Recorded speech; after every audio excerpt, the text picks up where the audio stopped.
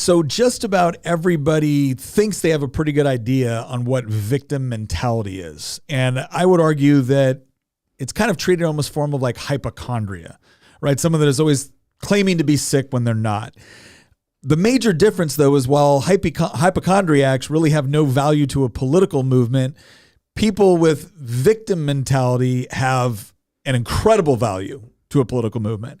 And so what we're going to do today is we're actually going to discuss the concept of victim mentality, of victim perception fallacy, what you need to know and understand about it so that you can properly identify it. And you can also identify the various institutions and movements which are pushing it within our society and why they're doing it. And like I said, as much as I think we all have some understanding of what it is and why people doing it, you're going to be surprised with the video that we share right now on just how pervasive it has really gotten and the ways that it works, and probably the most frightening, what it can actually lead to. So we're going to discuss all of that and more coming up on this episode of Making the Argument, brought to you by Good Ranchers. I think there are going to be some great conversations that we have in our community chat right after this episode. We have a whole channel that is built just for conversations about the podcast. We would love to hear your thoughts on it. If you aren't a member already, go down to the link in the description, join our community chat, introduce yourself, and we'd love to get to know you there.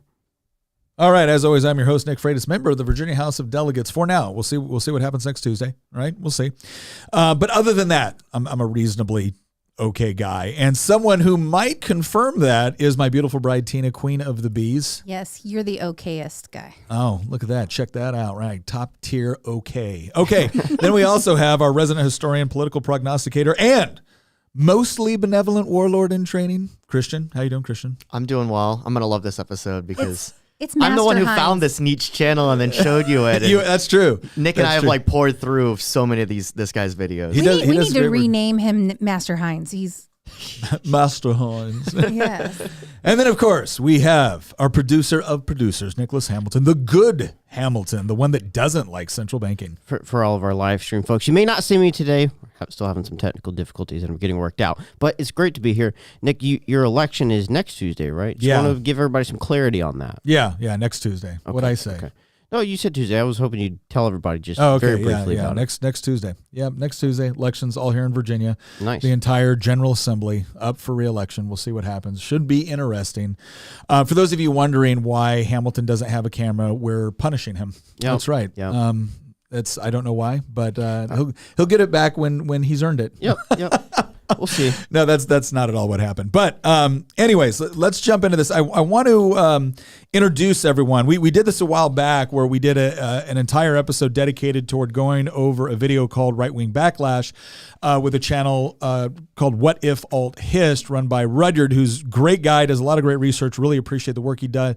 We've since been on his podcast, and we're actually going to be doing an interview with him, which we'll be releasing a little bit later on, probably this year, maybe. Yeah, and his podcast is called Common Ground. Yeah, he has a podcast called Common Ground. He has a channel called What If Alt Hist, but really interesting. Well, anyways, as Christian pointed out before, Christian pointed out this channel, and the title of this is called Mentis Wave. And he actually talks about a lot of topics that I think our audience would be really interested in. So when you get done watching this, maybe go check out his channel. I think you'll really appreciate the work he does. But he had this video called The Victim Perception Fallacy, How Misconceptions of Victimhood Are Destroying Civilization. And so I watched through this and I was just really impressed. It's about 22, 23 minutes long. And what we're going to do today is we're not going to go through all of it, but we're going to go through most of it because I want you to go and actually check out his channel and check out this video for yourself. But we're going to talk about some of the points that he brings up and have a discussion as we go along, and hopefully take questions and review some comments from the audience as we do it. So without further ado, let's go ahead and take a look at this video from Mentis Wave. Occidental College in California is considering instituting a system for students to report so-called microaggressions perpetrated against them on campus. Microaggressions are statements that... Whoops. Hey, internets. When skimming through various political and social hot-button issues, you may have come across the following statement. I feel oppressed, therefore I am oppressed.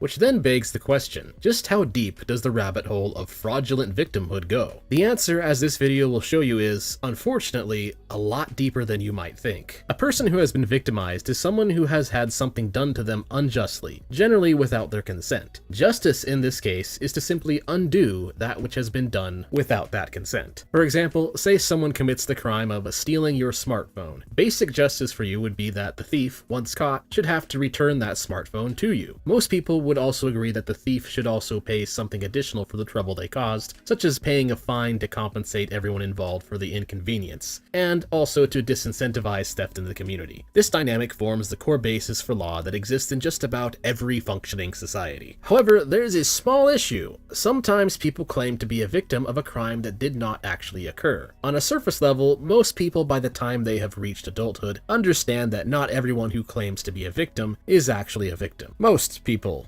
anyway. This happens because the status of being a victim necessarily confers upon them a level of power over the alleged perpetrator, which unfortunately means that either a cowardly individual can attempt to indirectly attack someone by falsely claiming victim status, or a delusional individual can throw a wrench in the concept of justice by believing themselves to be a victim of something that is completely a figment of their imagination. Whenever something grants power, there will unfortunately be an incentive for dishonest or desperate people to seek it for reasons that go against the purpose of that power. Sometimes fake victimhood can So take right the there. form So stop right there. One of the things I appreciate about what he does, and he does this in I think pretty much all of his videos, is he defines his terms up front on what victimhood, what like legitimate victimhood actually is.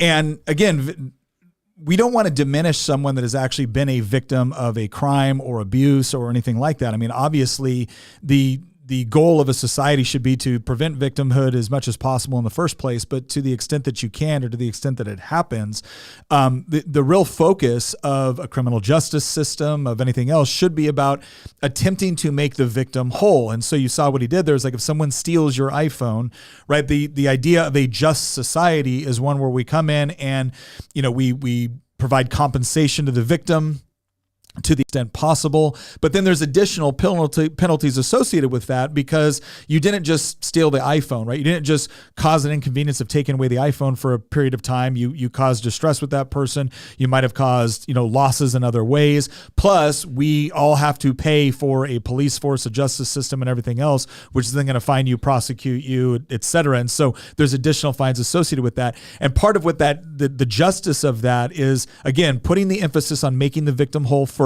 not the state, the victim.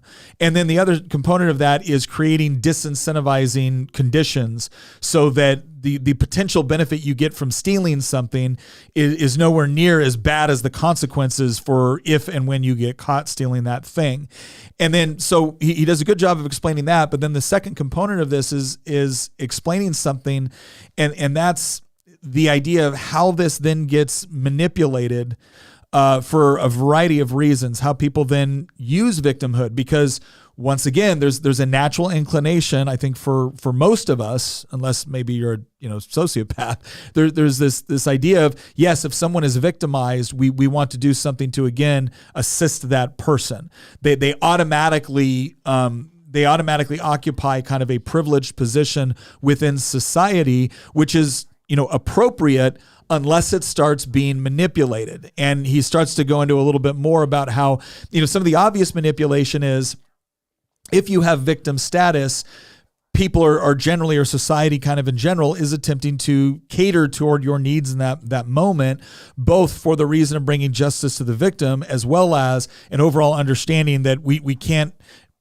successfully live peacefully and have a prosperous society if we allow certain people to go around victimizing others, right? But because that conveys a status, and because that status can convey power, there's now a perverse incentive to manipulate victim status for your own benefits. Let's go ahead and hit the next part.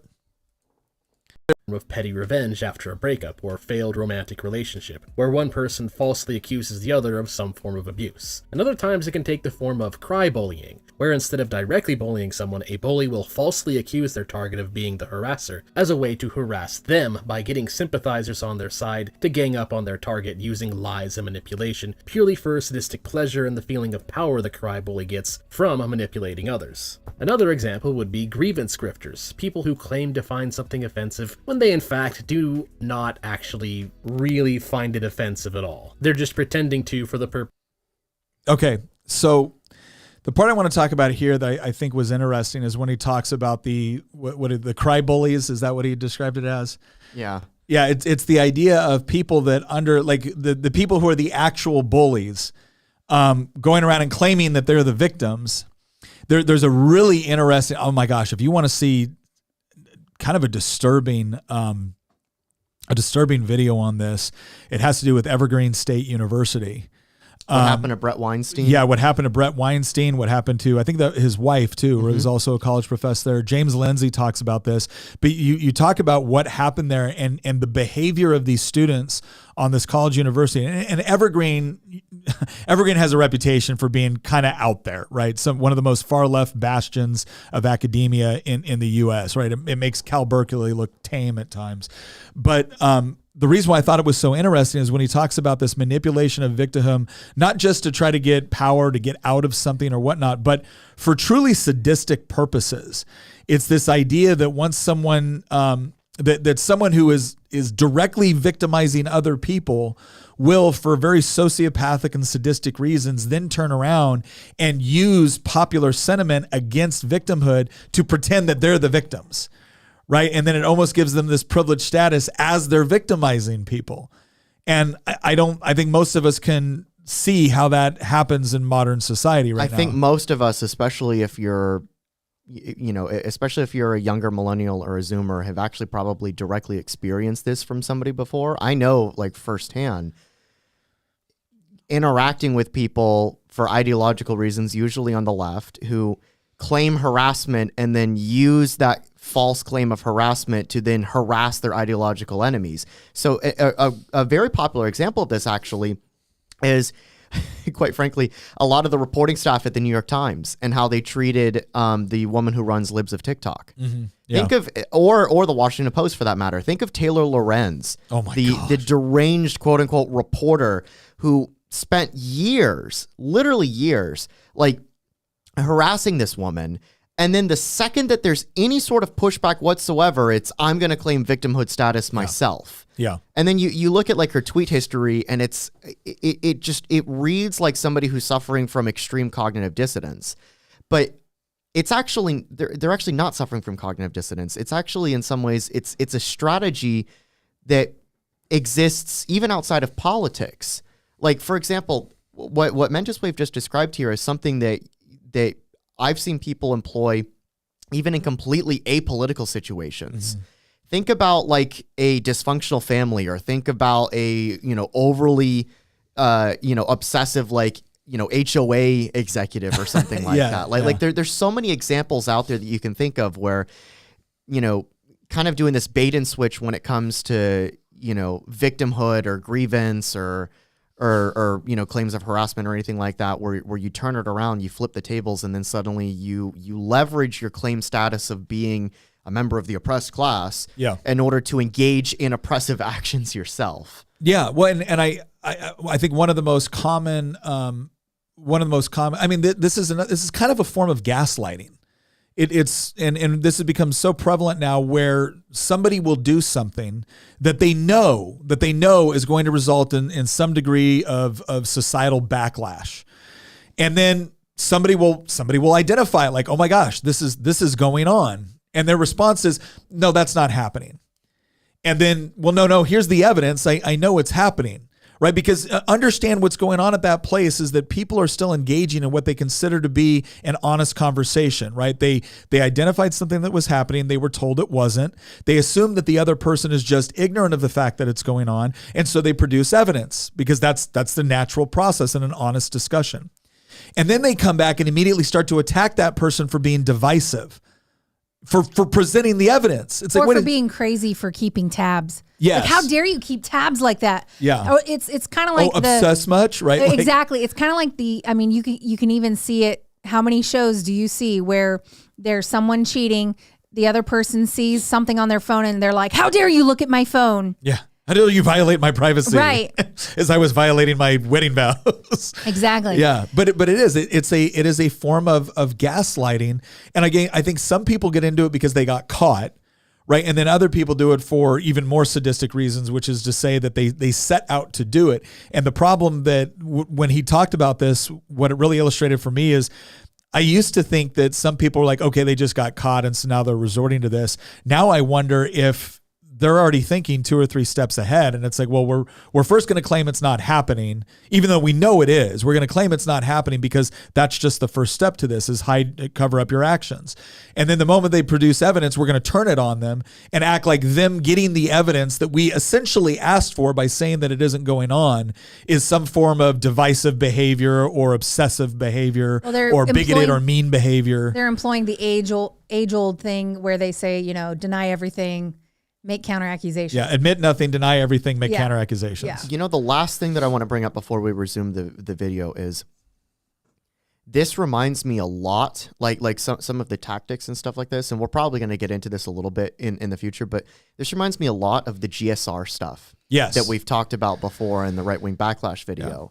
Yeah. GSR is gossip, shaming, and rallying. Those are 3 strategies or approaches that quite frankly, the left has weaponized in order to win the culture wars. And this is something that Rudyard talks about in his video on the right-wing backlash, where they're, in some ways, like feminine tactics that exist in places where, violence is not necessarily an acceptable use, to adjudicate differences. So instead of resorting to violence or the threat of violence, you resort to gossip, shaming, and rallying in order to basically coerce people to act a certain way or to believe a certain thing or to repeat a certain thing in order to get your way. And when anybody disagrees, you completely destroy them with those three approaches.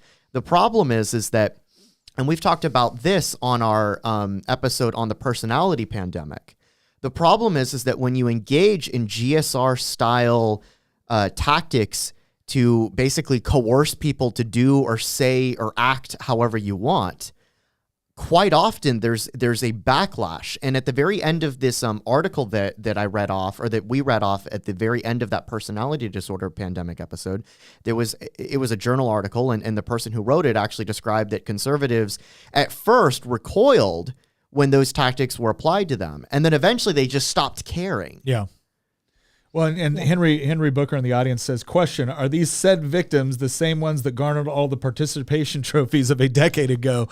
And it's interesting, or I think it's kind of said maybe tongue in cheek, but maybe also a serious question, is that I do think that feeds into it, because one of the things that you see with victimhood mentality, and they're going to get into this a little bit, is concepts of narcissism. And sometimes narcissism gets treated as if it's just like something you're born with. Well, no, this can also be learned behavior.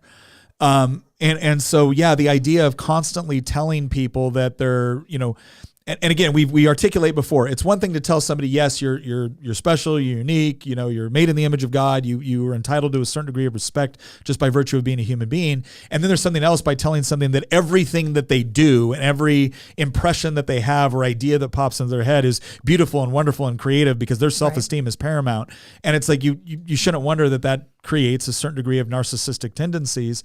And then you add this victimhood mentality to it, and it gets even worse. But I have one more thing I wanted to add to that, because I think there's another facet to this where people are being told constantly that things aren't their fault. It was an accident, so it's not your fault. And we taught our kids differently. We said, this is your fault. We understand it was an accident. You didn't mean to do it, but it's still your fault. Yeah. And so this idea that you are the one responsible, even when somebody wrongs you, you're still responsible for what you do with it. You're still responsible for your reaction to it. You may not have warranted whatever treatment you got, but you are responsible for your part in whatever you do next. Mm-hmm. And so I think that people are not taught that way anymore. They're taught that if I didn't mean to, then I'm totally off the hook. It was an accident. Yeah. And I think that that is just one facet for this, because there's a lot of people who do this unknowingly. They don't even realize they're doing it. It's not necessarily nefarious. They don't even know they're doing it because they've been taught. Yeah. Okay, let's go ahead and resume the video. Another example would be grievance grifters, people who claim to find something offensive when they in fact do not actually really find it offensive at all. They're just pretending to for the purpose of either clout or just dogpiling or another form of crybullying. And then there's also the case of people claiming that they should be given trillions of dollars for reparations based on exaggerations and misguided notions of collective guilt and collective victimhood, often from crimes that allegedly happened centuries ago, and may or may not still have any kind of impact today. And of course, there are those who just flat out suffer from persecutory delusions and the victimhood mentality, those who make being a victim a central component of their personality. And lastly, there are people who perceive themselves as victims purely because they have been told that they are victims, and thus they interpret anything bad that happens to them as a component of oppression that they have been told to see. Normally, all of So yeah, we're gonna. He goes into this a lot more. That other part, that people that believe they're victims because they're constantly told that they're victims. This is the one that I think has become one of the most common in our society now. Is that when you break down all of society into oppressor or oppressed, another way to break that down is victim and victimizer. Mm-hmm. Well, if those are your only two options, you're going to choose victim. Right? Because who wants to be a victimizer, right? Who wants to be the person that's actually perpetuating victimhood? They're the bad guys. Yeah, they're the bad guys. And we want to be the good guys. And we want to be the good guys. And so it's this idea of it. And what's crazy about this is when you tell one group that just not based on anything that might have happened directly to them or even their immediate family or anything like that, because obviously if something happens to someone close to you, you can also say that, yes, I'm affected by that. But now we're talking about things that may have happened decades ago, centuries ago, may not have happened to you directly, but you share certain characteristics with somebody that it did happen to. And this person over here shares characteristics with somebody that perpetrated the victimhood there. So you're now a victim by association and they're a victimizer by association. Well, you're creating an incentive structure now to where it's, I better find some way to get into the victim camp because that's the camp that actually has some sort of moral credibility within society. And it's amazing how that's being pushed now.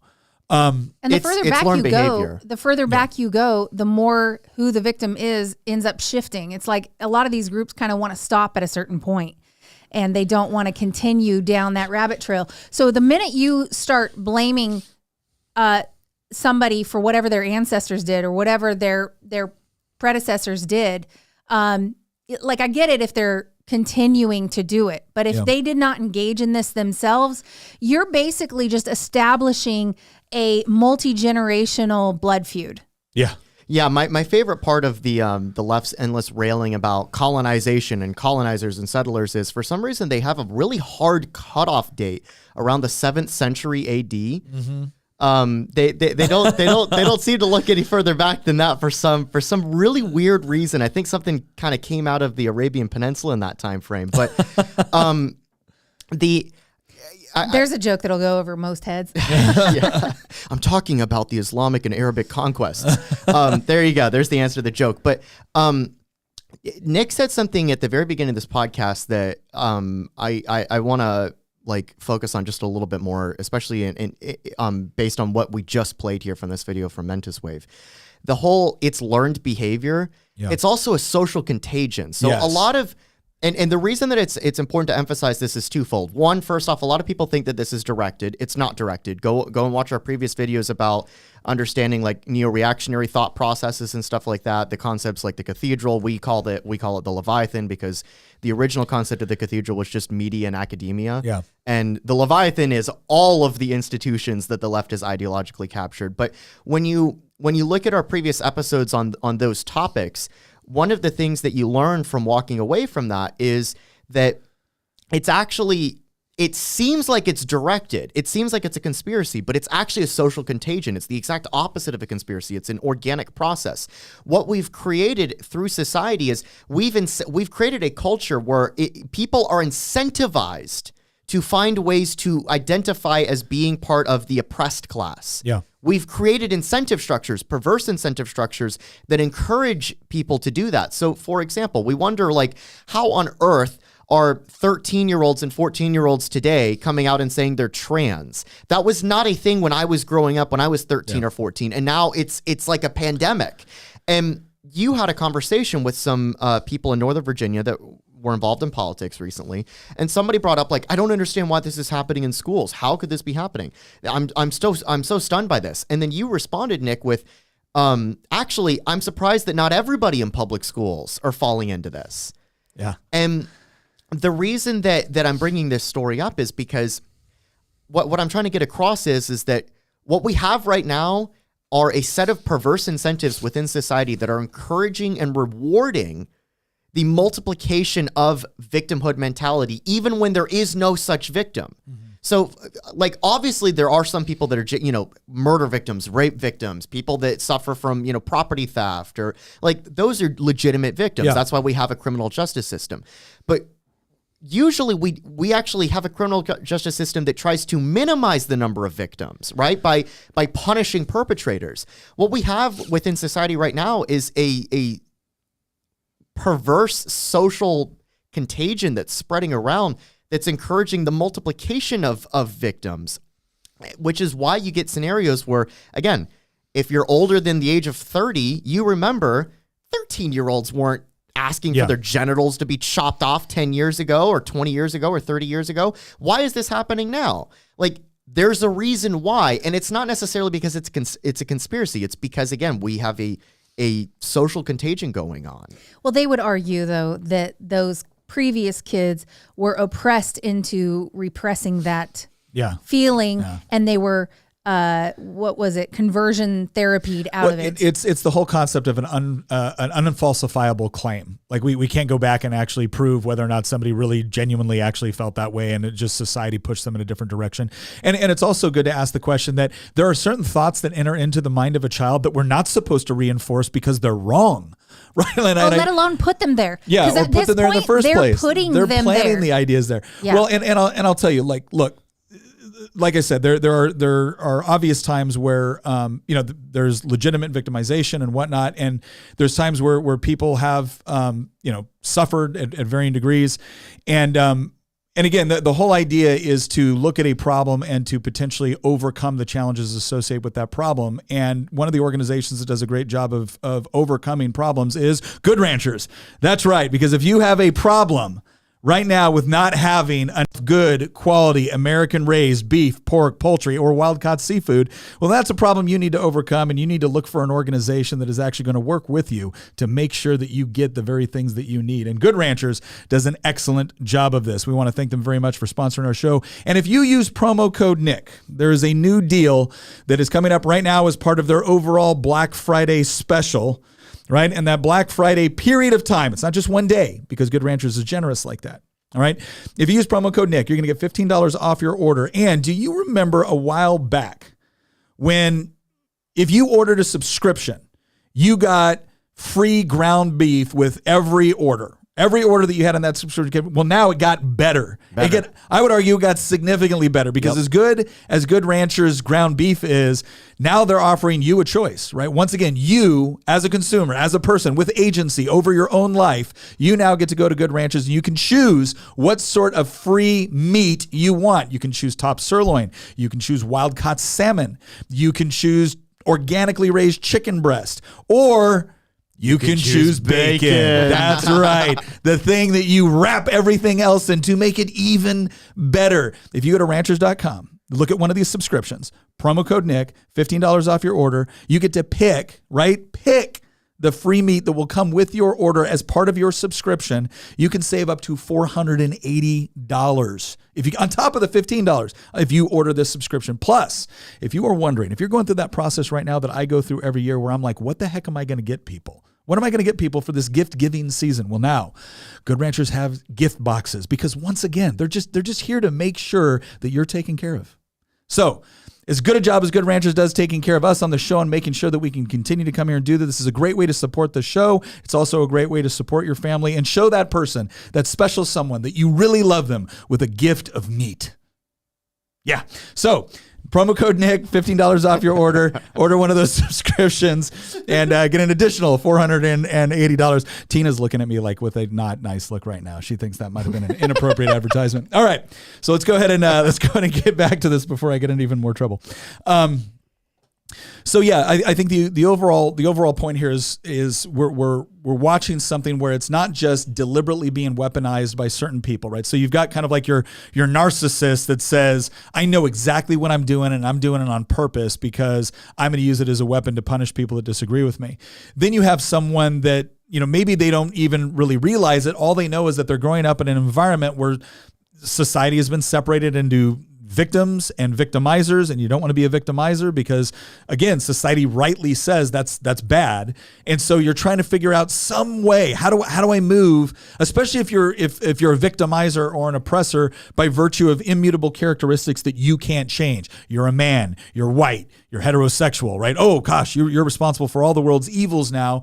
And how do I get out of that? And to your point earlier, the group I was talking to, as I said, stop being surprised that so many kids are making this decision. Start wondering why more aren't, because if they've been told you're evil and mean and oppressive if you look this way, and the only way to get out of it is to claim some sort of new gender identity or some sort of new sexual preference, which now moves you into the victimized group.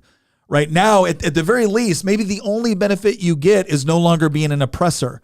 But that's pretty significant, especially for a young person in an environment where the social cues they pick up, the social, the status they have socially among their friends is very formative and makes a huge impression on them.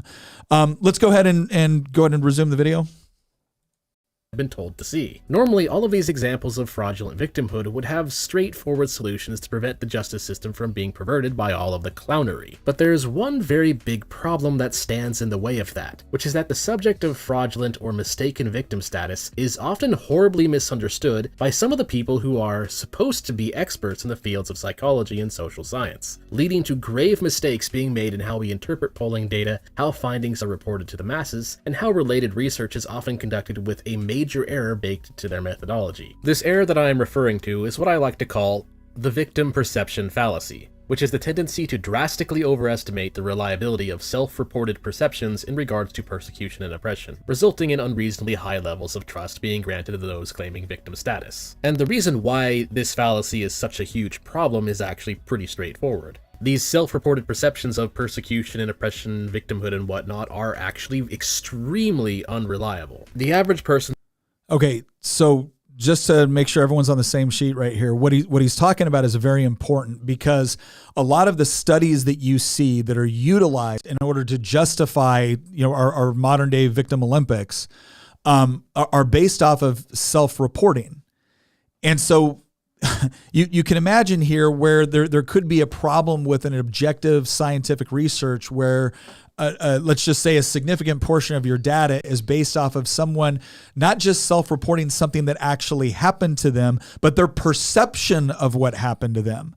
So when we get in, he's going to talk about this a little bit more, when you get into the world of microaggressions and stuff like that, if somebody says, where are you from? And you perceive this to be a microaggression against you, because maybe you're a racial minority within the country. Now, when you're asked, have you ever been a victim of racism? You will list that as evidence. And because they're not going back to actually question whether or not that was, it's just self-reporting. It's like, oh, well, see, look, the number of people that are reporting being victims of racism as a result of, again, they don't necessarily dive into the data to say, okay, was this someone that actually did something like really bad toward you and very, very blatant act of racism? Or was this someone where somebody asked you, oh, where are you from? Or where are you from originally? And now all of a sudden, nope, that gets thrown into the container of racism under a microaggression. And so the more studies that use that sort of methodology in order to make an argument that victim status is a far bigger concern and a far bigger problem than you might otherwise perceive it to be, he's pointing it out that there's problems itself within that methodology. You mean you can't trust the experts? Well, they constantly change the definitions. Yeah. I mean, color me shocked. By the way, I love the clown world meme that's up on the screen. Yeah, right now. yeah. Or that the experts might have motivations outside of just getting to the raw truth of what's actually going on. Go ahead and play. Tell whether their failings are the result of their own poor choices in life, or if they are the result of some kind of invisible systemic oppression that is victimizing them, is very, very low. To the point of, well, near zero. So how do we know this? Well, let's take a look at a few studies that show just how bad people's perceptions of this is. With the first of these just being understanding what a victim mentality is in regards to psychology. At the core of victimhood is the phrase, "this is not my fault." And this is a very attractive thing for the average person to believe in, to the point where we actually expect each other to shift blame because of how common this happens. For instance, a study on the effect of admitting fault versus shifting the blame on expectations for others to do the same. Go ahead. Okay. Can we actually back that up just a little bit? That's fine. Go ahead. I want to read this off for our audio. Well, go forward where you can actually see there we go. Yeah, go forward to that.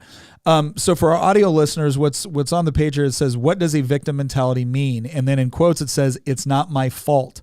Someone who acts from a place of victimhood claims that things happen to them are the fault of someone or something other than themselves. It might be the fault of their partner, family, coworker, friend, or the way the world is. They frequently complain about the bad things that happen in their lives, but they are reluctant to take personal responsibility, asserting that the circumstances aren't in their control. And this is pretty important for two reasons. One, if you give into what they're describing as a victim mentality, then it's the idea that when things happen to you, even if they happen repeatedly to you, it's as if you have no control over your own circumstances. And I would argue that this is one of the areas where when people point out to someone, hey, is there anything that you did, or is there anything that you were a part of that may have actually contributed to what happened to you, instantly, victim shaming, victim blaming. Yeah, how dare you engage in victim shaming or victim blaming? Now, I will say this.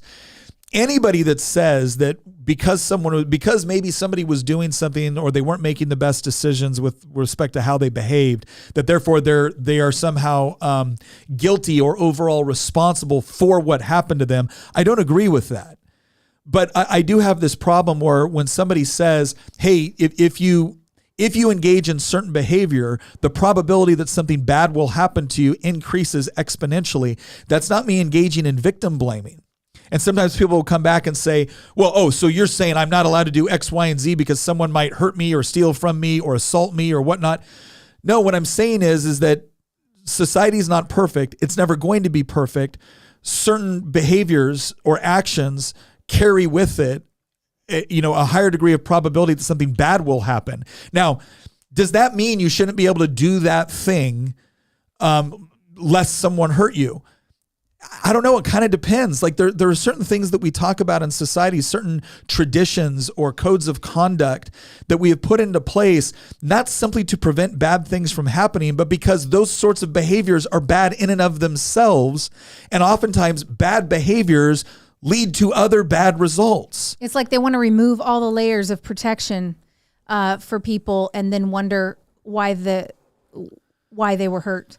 But this doesn't address, and I want to caveat, because obviously there are a lot of people who truly have been victimized, and there are really involuntary responses to certain types of victimization. So for instance, if a child has been sexually abused or molested, they will oftentimes have things that happen to them later in life involuntarily that link them back to that. It's like there's something broken in the wiring because it's like everything was being wired in as they were a child and something broke as they were putting it together. And this is not what we're talking about. No. We're talking about situations where society has pushed everybody out there to behave in the worst ways possible and then turn around and act like victims as a result of their own decisions. Yeah. The arc of history is long, but it bends towards the zombie apocalypse. He's going to trademark that. He's going to copyright that. Every chance I get to say that phrase, I'm going to say it. The reason I bring that up, and this will be the last thing that I say before because I definitely want to get through the rest of this video. The reason I bring that up is because, again, we live in a society where bad behavior is openly encouraged, in part because, quite frankly, the left monopolizes bad behavior in order to attain political power. I've said it before that like the worse off a person or group acts in society, the more praise the left lavishes upon them, because usually the left preys on people that are dysfunctional, either through no fault of their own or because they willingly choose to become dysfunctional. So like the people who become narcissists, the people who become drug addicts, or the people who become just the dredges of society, like the left preys on those people whereby give us political power and we will give you something in return. Either we'll give you some sort of wealth, we'll give you some sort of status, we'll give you something that you usually don't have. And the right doesn't really have anything to say in response to that, because the right believes in meritocracies, whereas the left does not believe in meritocracies at all. In fact, the left despises meritocracies because a meritocracy is inherently a hierarchy. And the left doesn't believe in hierarchy, which is very ironic because they actually do believe in hierarchy. But at least they claim to not believe in hierarchy. So the reason that I bring this up is because if you want to it's important to understand why some of these bad incentive structures exist, because once you understand why they exist, you can start to address the problem. Yeah. All right, let's go ahead and start here. Talking about alleged group systemic oppression. Now, people who are not convinced yet that the victim perception fallacy is a serious problem might bring up the fact, well, hey, wait a minute, those are just people who are deliberately trying to avoid responsibility so that they don't get punished for their bad behavior, and narcissists are just people who suffer from a personality disorder and are not good representation of humanity on average. Well, as it turns out, there have also been studies on average people and how they perceive oppression. And spoiler alert, we didn't do so hot.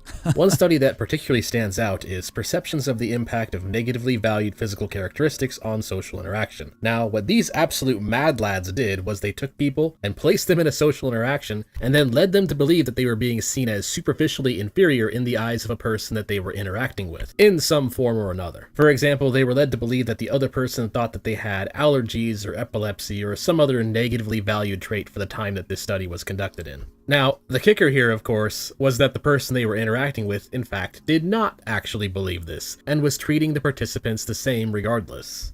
And yet, the people in the study who were misled perceived that they were being mistreated or otherwise treated differently by said person, even though they were not. So this perception of oppression or mistreatment only existed in their minds. And this has some really interesting implications, because it means that someone's belief that they are a victim of invisible oppression does not necessarily need to depend on any real evidence. Pause right there.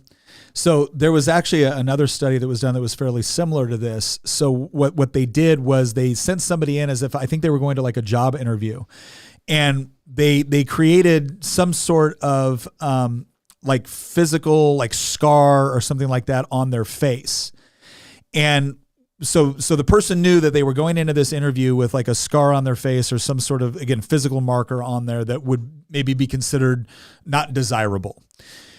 And then right before they went into the interview, somebody would come over and be like, oh, let me just touch something up real quick. And they'd remove the scar, right? Or they remove whatever it is they put on their face in order to, take it off. And then they would send them into the interview. So the person is now going into the interview thinking that they've got something on their face, but they don't. They'd go through the entire interview, and then they'd come out and they'd ask them a series of questions on whether or not they thought they were being discriminated against in the interview based off of like the facial scar or whatever it was.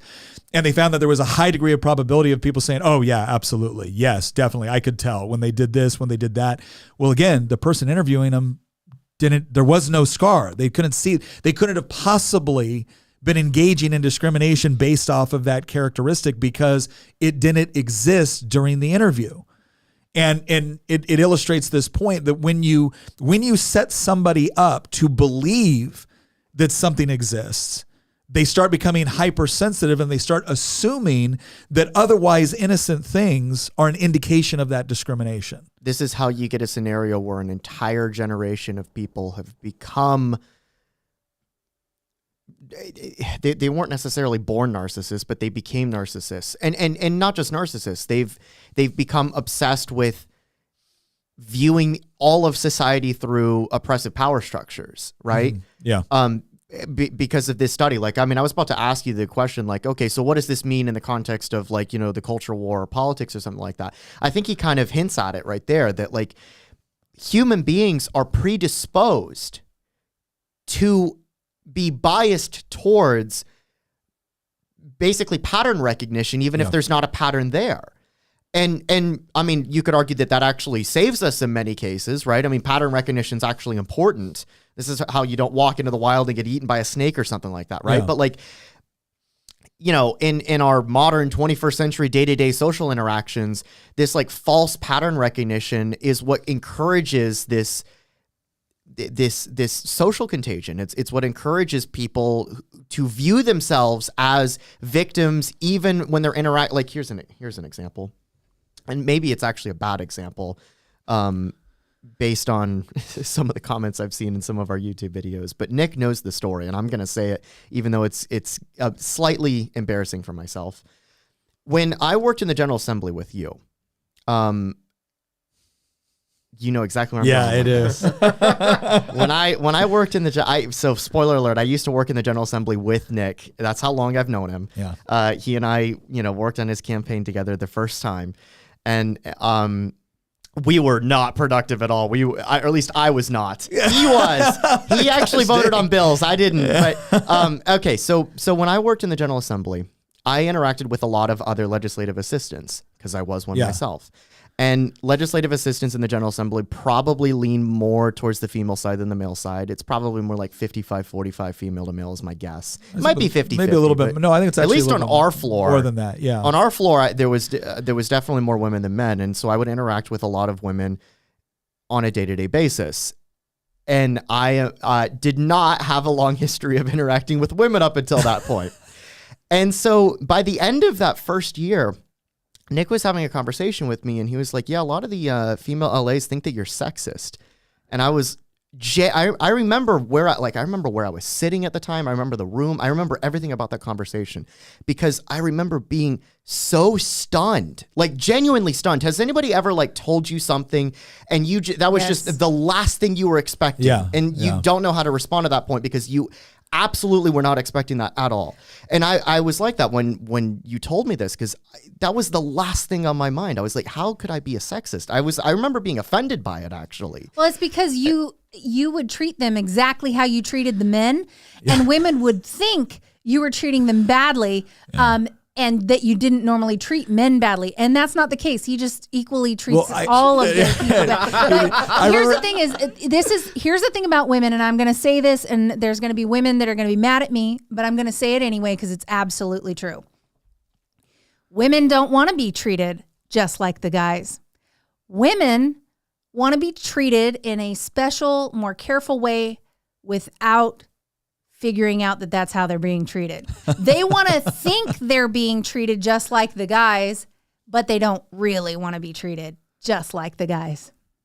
Well, here's what was interesting about that conversation is when somebody brought that to my attention and they said, well, I think Christian's kind of sexist. I was like, and I was shocked too. And I said, can you explain why you think that? Like, oh, well, he interrupts me a lot. He doesn't like, he'll treat my opinions with disdain. And I said, can I tell you something? Yeah. They're like, I am his boss. Like I control his paycheck. He interrupts me and treats my opinions with disdain. So I just want you to know.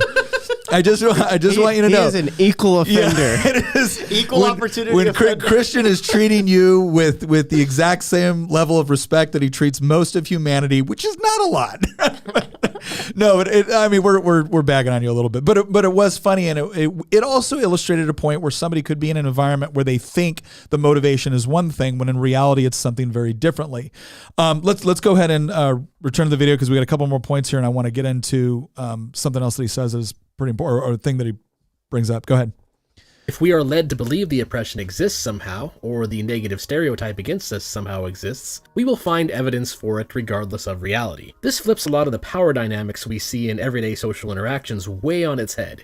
If a person expects to be mistreated in public, they will often perceive that mistreatment as happening even if it is not actually happening. Which brings up a very interesting question for people who are always claiming to be oppressed, especially those who've been told to think this way because they arbitrarily belong to some kind of subjective group. Are they really experiencing this invisible oppression, or are they simply seeing what they have been told to see? Now, the reason this confusion happens is actually pretty simple to understand, and it all comes down to a really basic flaw in how human perception works. People, as it turns out, are not mind readers. At the end of the day, we can only make guesses as to why others treat us the way that they did. The reasons are completely subjective, and for the most part invisible to us because, again, we can't read their minds, we can only guess. And so what people do is they make those guesses based on their various presuppositions, at least in regards to how they think others are perceiving them. In other words, this proves to us that perceptions of victimhood are to some degree rooted in psychological projection. A person who believes that they are a victim, for whatever reason, will project that belief onto others and then read that into any behavior which is directed towards them.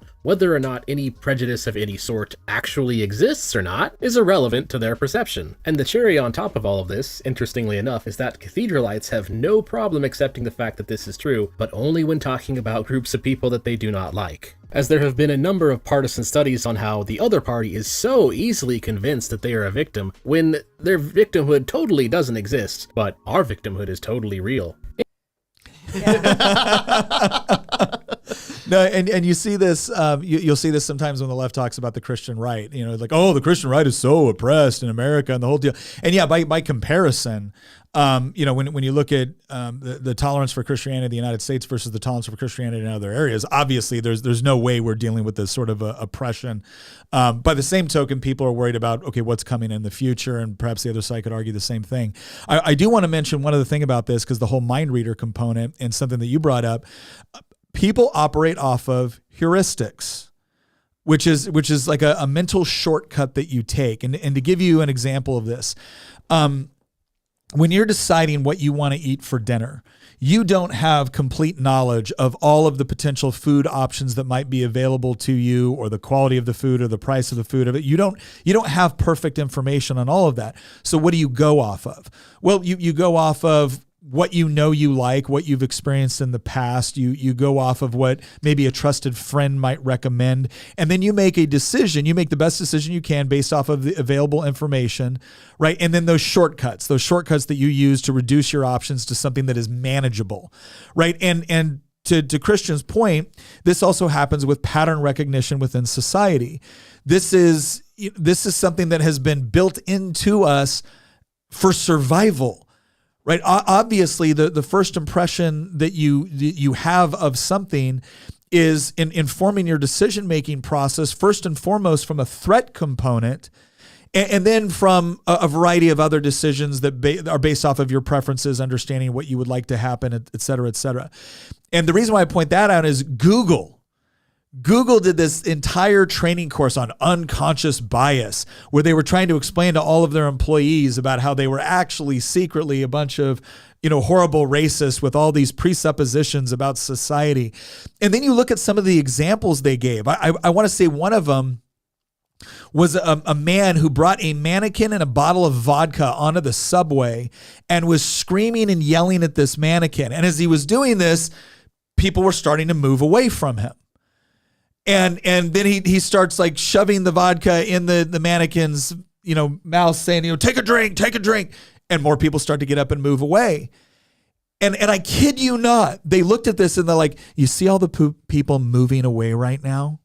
Right. Their unconscious bias is that this man potentially poses a threat. What if he's just doing something for like an acting skit or a drill that he has for, and you're looking at this going, hey, dumbass, is it within the realm of possibility that this dude brought a mannequin onto the subway in New York City, started yelling, screaming, and shoving vodka because he's practicing for a skit he's going to do? Yes, it is probable.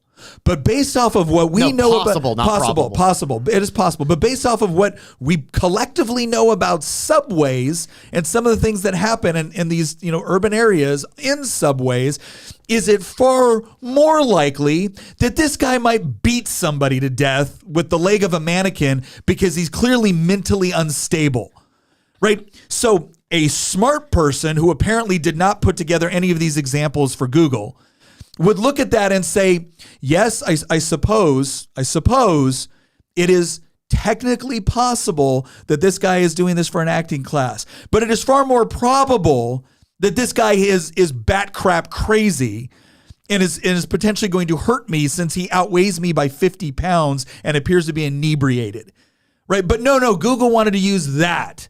Google wanted to use that as an example of, well, see the unconscious bias that you're utilizing right now? No, that's called common sense.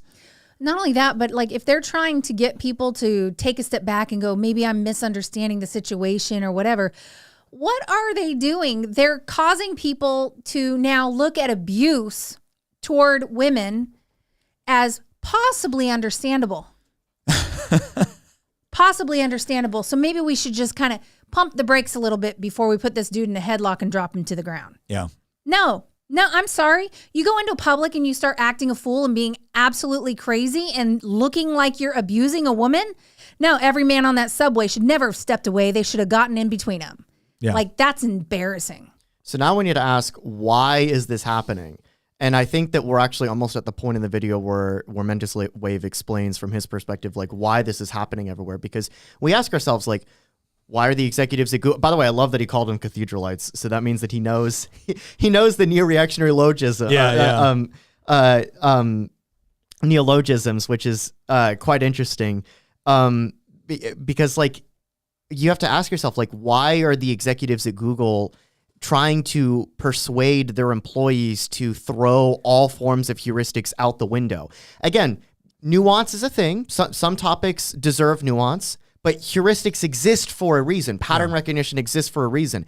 If you were to indoctrinate a bunch of people into ignoring the crazy man on the subway with the mannequin and simply project, oh, he must be acting for a script, you're going to get a lot of hurt people. In fact, you might get a few killed people if you encourage society to ignore acts of blatant obvious mental illness. Indicators. Yeah, I mean, that's a clear red flag. Yeah, it's because this is when you take anti-discrimination all the way to an extreme. Because every time you make a decision, you're discriminating. Yeah. Every single time. And what they want you to do is, no, you need to approach every single situation as if you've never seen something like this before. You know where Google would never do that?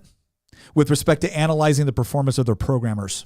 There you go. If their programmers showed up to work every single day, if the people writing code for Google showed up to work every day, we're like, well, gosh, I don't want to assume that the code that I did yesterday is going to work like it did today. I don't want to assume that, I don't know, like, binary is going to work. I can't assume that the things that I learned, that I have been applying toward writing the code that makes Google work, I can't assume that that's going to work tomorrow. They would never accept that. They'd fire you. But yet when that same programmer gets on a subway, they're actually teaching them to, well, look, don't potentially get up and move yourself to a position of safety, or maybe put yourself in between somebody that might be vulnerable to a person that's going nuts on the subway, right? Because that would be displaying unconscious bias. That would be an unfair discrimination. And then when that Google programmer gets beat to death, the people writing this code are never going to be like, oh gosh, maybe we bear some responsibility for telling people to behave in an insane manner when analyzing a situation in the real world. I'm really sick of all these social experiments too. Oh because they do them all over the place, and you see these little videos and they're absurd.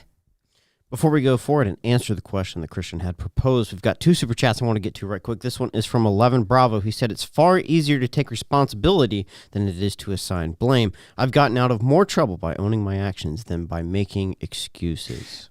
That is true. And I would say that is true in healthy societies. Yeah. And it's true in healthy organizations. And what's the problem now is, and we see this all the time, where, for instance, when they found stuff that Matt Walsh said when he was like he was a shock jock at one point, and they found stuff that he said, and they came out and they're like, oh, you better apologize. And legitimately, some of the stuff that was said might have been bad, right? And Matt Walsh got on there, he goes, I'm not apologizing to you for anything. Because one of the things that he's recognized about this mentality, and this is something James Lindsay talks about in the whole concept of the struggle session and American Maoism, is this idea that apologizing does not get you out of trouble with the people that are pushing this sort of mentality. Yeah, there's no forgiveness. There's no redemption in cancel culture. No.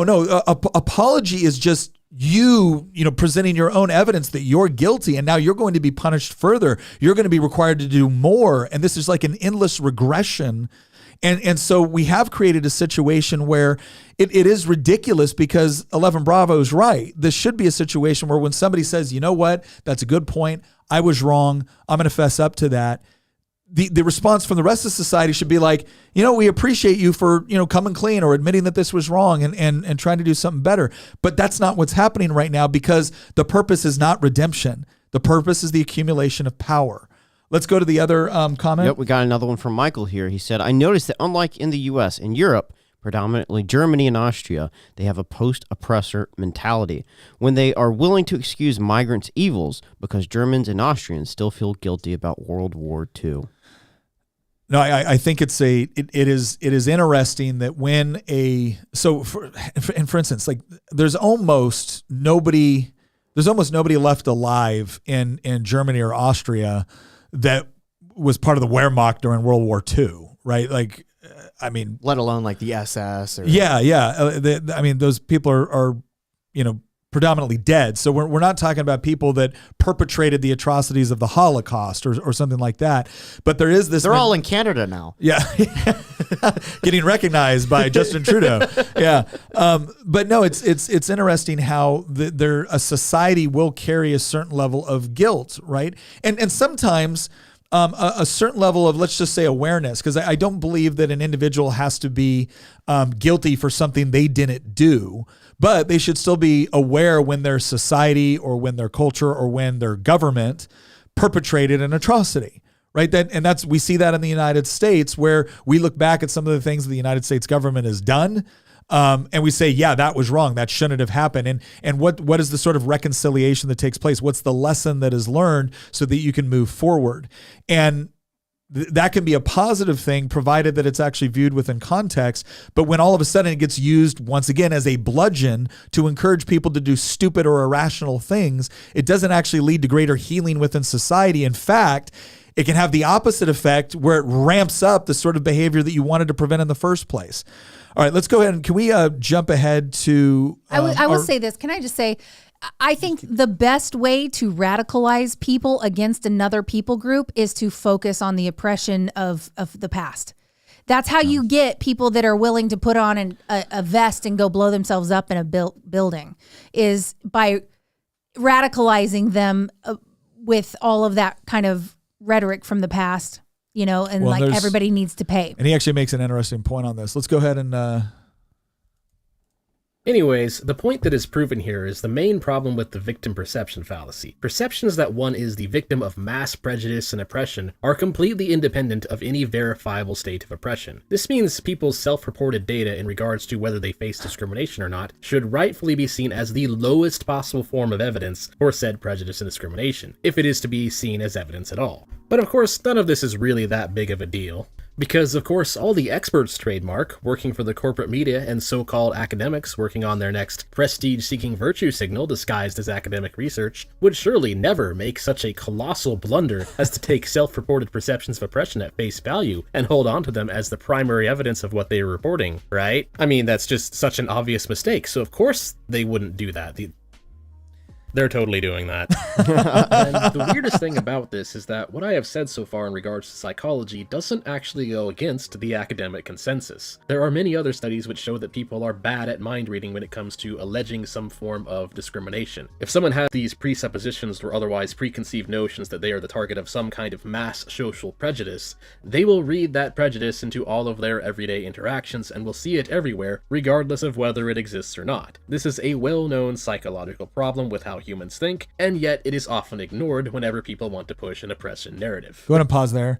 All right, I want to look at this chart because this was another thing, and they ask a very important question here, because sometimes I've heard this where... I've heard in other areas where we talk about things like welfare spending, or we talk about the way welfare spending is organized and that it actually encourages people to not improve their own conditions. And people will look at you and be like, you honestly believe that somebody's going to settle for the pittance that they get on welfare rather than actually improve their lives? And the answer is, will everybody do that? No. Will some people do that? Absolutely. Will the people that believe that there's no way for them to escape do it? Yes. And it's the same concept when you talk about victimhood, where people will make this claim like, you really think somebody would claim victim status? You really think somebody wants this? You really think somebody... I don't think anybody wants to be victimized, but I do think there's a lot of perverse incentives to assume victim status. And especially if it lets you off the hook on a lot of things. when this is what he goes, why be a victim? He goes, so why do people behave this way? There are some benefits to adapting a victimhood mindset. Number one, no accountability. Being accountable for your life means you're in the driver's seat. You take responsibility. That can be scary to someone who has a victim mentality. You would have to admit life isn't just the result of the actions of others, and taking responsibility bursts the protective bubble of victimhood. 2, secondary gain. Some people's problems continue because of the secondary benefits. Sympathy, attention, and access to medication or funds are common examples of secondary gain. Someone with a victim mentality might not even realize they are getting these benefits and often feel truly distressed. 3, satisfies unconscious needs. People with a victim mentality, especially when it comes from past trauma, unconsciously seek validation and help from others. They play the poor me card consistently. This can generate sympathy and help from others. 4, avoiding taking risks. Projecting blame on others is a key part of the victim mentality. It's a way to avoid being truly vulnerable and taking risks.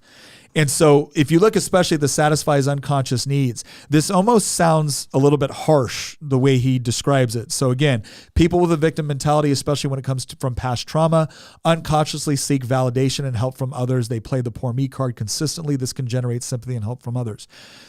One thing I want to say about this, there's 2 components here. One is the false victim, right? It's the person that claims that something happened. I had a family member that, yes, this described this person to a T.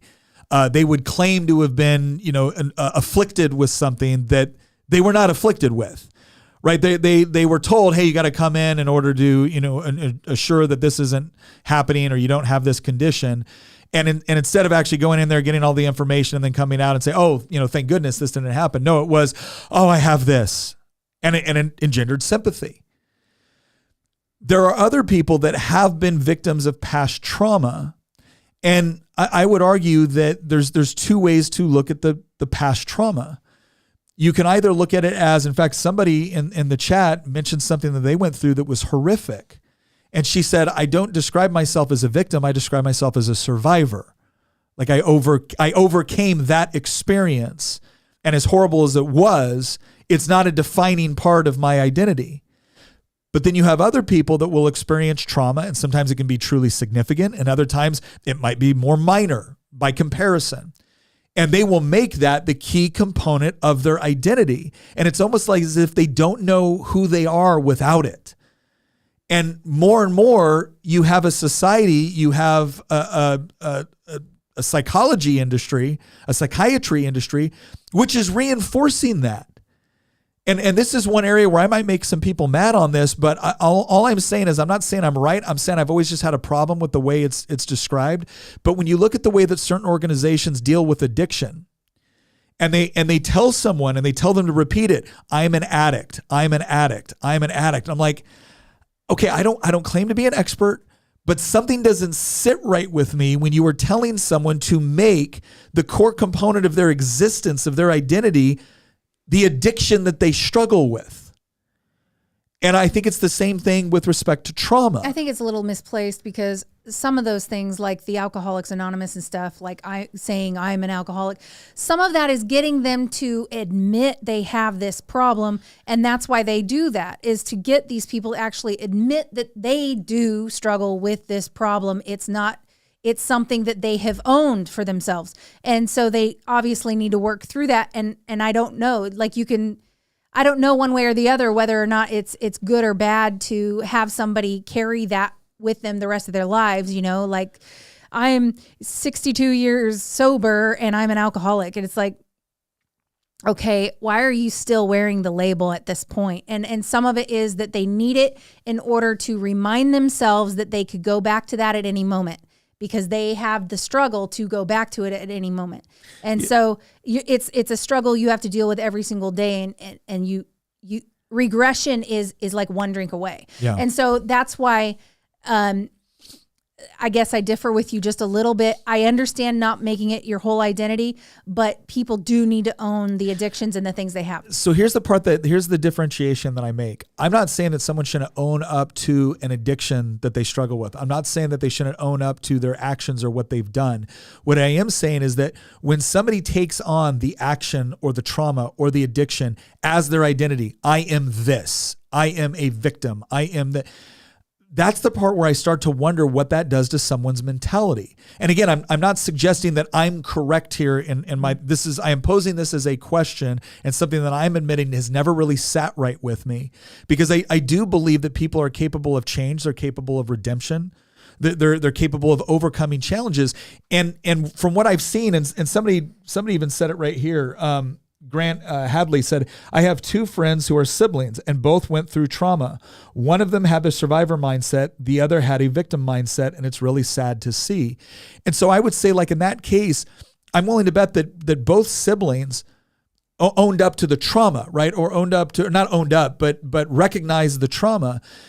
But the mindset that you take towards something like that has a huge impact on the way that you see yourself and whether or not you see yourself as having control over a particular situation. I would agree with that. I think where we got a foul of that is when we talked about certain types of addiction. And the only reason why I say that is because you have to get somebody to recognize that they will never be able, like somebody who struggles with alcoholism and is an alcoholic will never be able to drink a little bit down the road someday. They can never revisit it. They have to give it up forever because they have this issue with them where they can't stop once they start. And so I think the motivation here is to get them to recognize that you can never go back to this. No, and I think that's fair. I think that's fair. The perversion of this in the political context, though, or let's be honest, the woke idiots out there that put their pronouns in their bios, actually in many cases like brag about their mental illnesses online, use them as almost like Pokemon where they got to catch them all. Like there's in a political context, there's a really, really negative. I don't know what to call it. Pernicious. There's a very pernicious trend within a political context of people on the left using labels and then building their identity around those labels from a political context. So, for example, I believe that James Lindsay once said that, to be queer is to be political. Like all the other labels on the LGBTQ thing could just mean something. You could just be gay, but have, conservative views. You could be a lesbian and have conservative views, or be a libertarian or whatever. But to be queer is to be on the political left. It's a political label. It's actually it cannot be separated from left-wing identity politics, which is why you get things like queer theory. They don't call it LGBTQ theory. Yeah. They don't call it lesbian theory or gay theory or homosexual theory or anything like. They call it queer theory. Yeah. And that's an explicitly political label. And the reason I bring this up is because what the left has, I think, done a really good job of is kind of weaponizing labels, taking words, applying them to themselves and saying, I am this, attaching some sort of like moral good to that label, usually in the form of victimhood status, and then going to the rest of society and saying, because I am this and because this is good, therefore you owe me X, Y, and Z. Yeah. Well, I think the other thing too on why to be a victim, when you look at these four categories, I think these are the sort of things on why to be a victim within a normal, healthy society. And by that, I mean, this is the sort of perverse incentive that just exists as a result of a society that, again, gives deference to victims in an appropriate way. But when you have an unhealthy society, which again breaks down society into oppressor, oppress, victim, victimizer, you now create a whole new set of incentives to be a victim. It's no longer about just no accountability or secondary gain or whatnot. Now you can actually go into that category because you're trying to avoid being classified as a bad person. And you are owed special treatment because you now have like the trump card for dominance now. You can basically establish dominance in any conversation with your victimhood status. And your intersectionality score shoots up tremendously. And when we talk about intersectionality, again, we're talking about this idea where what we sometimes disparagingly call the victim Olympics, right? It's this idea that a black man has experienced oppression, but a black woman has experienced more oppression by virtue of being both black and a woman. But then a black trans person has experienced even more oppression by virtue of being black and trans. And then there's kind of almost like this endless regress of, if you want to go up the intersectionality chart, then you have to start chalking up traumas. And you can watch people one-up each other on this, having conversations where they're like, well, this happened to me. Oh, you think that's bad? This happened to me. Yeah. And you get to the point where now that person is the dominant one and everyone else has to make allowances for that person. You know, you've got this issue, so we're all going to make sure that we don't accidentally trigger one of your issues. Yeah. All right, let's go ahead and hit play again. Which means it's now time to move on to showing the victim perception fallacy in action. Starting with the most obvious example of this stupidity, microaggression studies. So microaggressions are a term coined by a Harvard professor about 50 years ago, Chester M. Pierce, I believe. It was originally used to describe a phenomenon between whites and blacks, but eventually evolved beyond ethnicity to include just about every identity group you can think of. No, really, if you don't have enough grievances to grift off, you can just invent a new identity group these days if you want. Yeah, welcome to 2023. Anyways, microaggressions represent the idea that small, often unintended interactions can cause unintended offenses and hurt feelings through casual disparagement. Sound confusing? Well, here are some examples of known microaggressions to clear things up for you. Interrupting a protected class member, complimenting a foreigner on their ability to speak English, asking where someone is from in casual conversation, believing in meritocracy, not being colorblind and acknowledging that someone might be a minority or might be a foreigner. Alternatively, being colorblind can also be a microaggression. Pause. Failing to acknowledge that someone is a Pause. Yeah, sorry. I want to read You're some going to of go these. back like 5 seconds. No. I want to read some of these off because it's funny. Like, so these are listed as microaggressions, right? Where are you from? Where were you born? You speak good English. A person asking an Asian American to teach them words in their native language. The message here is that you're not an American and you're a foreigner. Can I just say, like, obviously, tone, inflection, a lot of other things can actually impact this in such a way where you can tell when somebody is asking an honest question and someone is being a jerk. Now, when I've been overseas, like, this is one of the interesting things about the United States is because we're such a heterogeneous society. We have a great deal of diversity within our population, more so than a lot of other places in the world. So when I was in the military, I spent a lot of time in Asia. And when you go to South Korea or you go to Thailand or you go to Bangladesh, you're primarily seeing people who are Korean, Thai, or Bangladeshi, right? And if one of them would have said to me, "Oh, Nick, your Thai is excellent," I would have been incredibly complimented by that. And I also would have thought they were lying to me because, Sore Kap Kun Sabairu is about the extent of my Thai at this stage. But what's also here is, now you can look at some of these others where it says you are a credit to your race. Yeah, if someone said you are a credit to your race, I'm looking at it as like, dude, that's probably... That actually might be, maybe not a microaggression, but that just might actually be, don't say that. Yeah, don't say that. That's not a good thing. That's the one good example they've got here. Here's another one where it'll say the theme is ascription of intelligence, assigning intelligence to a person of color on the basis of their race. So they're saying like a white person saying to a racial minority, you are so articulate. Like, that's a microaggression. Okay, not necessarily. Like, couldn't it be a situation where I just noticed that another human being is articulate and suggest that they are articulate with no sort of racial undertones associated? I'm not that Thomas Sowell is very articulate. No, you're not, you racist. What's another one? When I look at you, I don't see color. America is a melting pot. So America being a melting pot is considered a microaggression because it says denying a person of color's racial ethnic experiences, assimilate acultural to the dominant culture, denying the individual as a racial cultural being. There's only one race, the human race. So telling somebody they don't see color is just dumb. Yeah. That previous one, that's just dumb. Well, but it's denying reality. It's like, no, we see it, we appreciate it. Let's appreciate our differences. Well, the issue too is once upon a time saying we should be a colorblind society was considered the appropriate liberal thing to say. Now you're a white supremacist for saying it. Well, I mean, look at how language has changed now. You've got people of color, which is incredibly close to colored people. But it's like, it's so weird how we've come full circle. It was like, no, it's African American, and now it's people of color. Yeah. And I don't understand coming full circle like that with just like a few little nuances in the language. Yeah. And it's like, I don't know. I went off this crazy train, please. Well, look at this. I believe the most qualified person should get the job is considered a microaggression.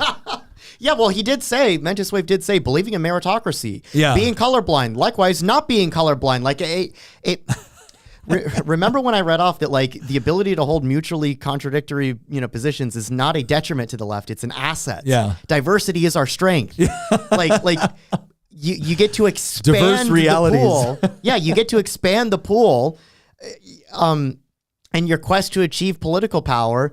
If you hold mutually contradictory views, because you can just interchange them depending on the circumstances. You can say, it's racist to try to push colorblindness, but then you can likewise say it's racist to view things from a color, perspective. So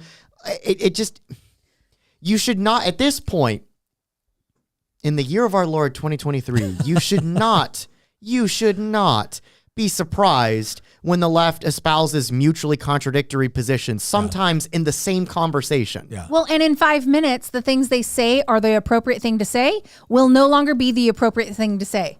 And so it's like you have now latched onto their lingo, and as soon as you do, they change the lingo, and now you're racist for using the lingo they came up with. Yeah, absolutely. And it's just... It gets to the point where now we just avoid all these conversations. We just avoid it all because no one knows what they can or can't say anymore. And no one wants to offend anybody, but everyone's offended over everything. Yeah. All right, go ahead and hit play.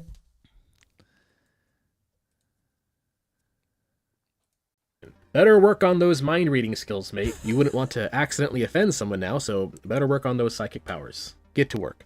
All kidding aside, if this all sounds pretty subjective to you in that anything and everything can be considered one, and it's all pretty indistinguishable from the same day-to-day crap that everyone deals with, well, you would be correct. And as you can probably guess from the subject of this video so far, a lot of the studies that claim to prove the existence of microaggressions do indeed heavily rely on the victim perception fallacy as their main source of evidence. One particular paper, a revised racial microaggressions taxonomy, did a review of several microaggression studies. All the ones I looked at either A, provided absolutely no objective evidence whatsoever and simply expects the reader to take what they are saying at face value, or B, they commit the equity fallacy instead, or C, you guessed it, relied entirely on self-reported perceptions through lived experiences of these microaggressions. With the most common methodology being taking extremely small sample sizes, interviewing them about their victimization perceptions, and then presenting their findings as the primary evidence for their totally authentic papers, and totally not ideologically driven masturbatory virtue signals disguised as honest research. They feel oppressed, they report oppression, therefore they are oppressed. Don't ask questions. Blind test to make sure these people aren't just projecting their insecurities into the world? Nah, we don't need to do that. Now, beyond microaggressions, more examples of the victim perception fallacy can be found in just general identity politics and the grievance industry as a whole. But go ahead and keep. I know we're kind of falling a little bit behind, so I'm going to keep going. But I love. I love the idea that he's going back and pointing out that a lot of the microaggression disciplines, if we can even call them that, are again rooted in what appears to be very, very poor research of people just saying, well, this was my perception, and so therefore I've been a victim of X, Y, and Z, and this is a constant feedback loop.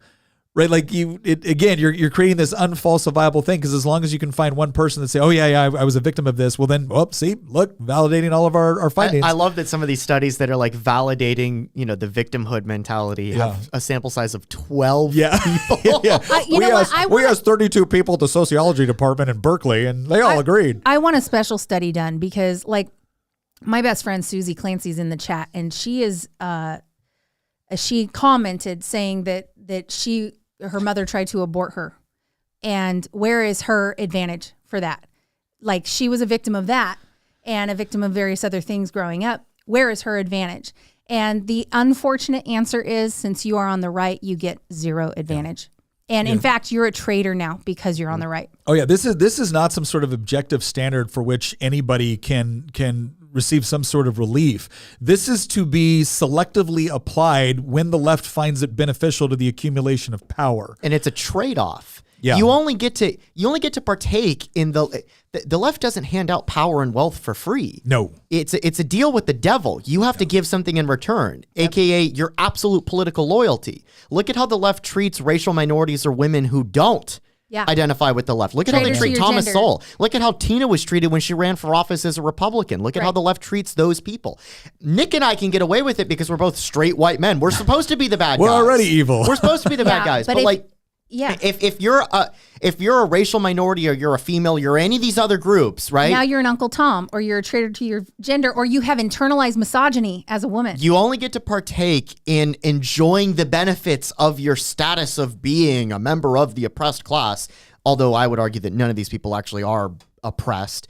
Go to Gaza if you want to be oppressed as any of these so-called groups. But like, you only get to partake in benefiting in your status of being a member of the oppressed class if you render homage to the left. It's a modern 21st century version of feudalism. You only get to partake in the benefits of feudalism if you bend the knee to the king or the emperor, right? Now back to your turnips. Yeah. All right, keep going. But before I go into these, I need to point out an inherent problem of circularity that is present in how our society addresses victimhood. Mainstream media will report to the masses that Group A is being oppressed. Group A will then interpret things that are happening to them through the lens of victimhood, since the media told them, and thus some of them will start to see this oppression around them, regardless of whether or not it exists. Researchers then collect these self-reported perceptions of victimhood from Group A and then report them to the media. Do you see the problem here? By taking these perceptions at face value and assuming them to be completely valid, rather than understanding that it is low-level evidence at absolute best, a single exaggeration could potentially lock a society in a circular trap where they will see oppression everywhere around them regardless of whether or not it exists. As long as the victim perception fallacy is taken as primary evidence, this circle has no way to break. Yeah, this is what I was talking about before about the whole feedback loop, right? So again, just to kind of like reiterate this, the media reports certain things, a target group see it may be a racial minority, it may be part of the LGBTQ community, it may be women, whatever it is.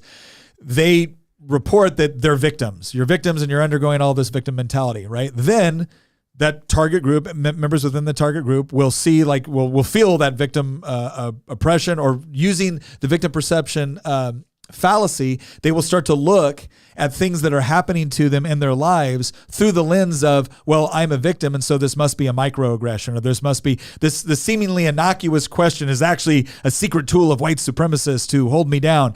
And then what happens? Well, the social scientists at the university ask those people, hey, have you ever been a victim of these microaggressions? Yes, I have. Oh my gosh. Well, we write a study, goes back to the mainstream media. A study just found that X, Y, and Z.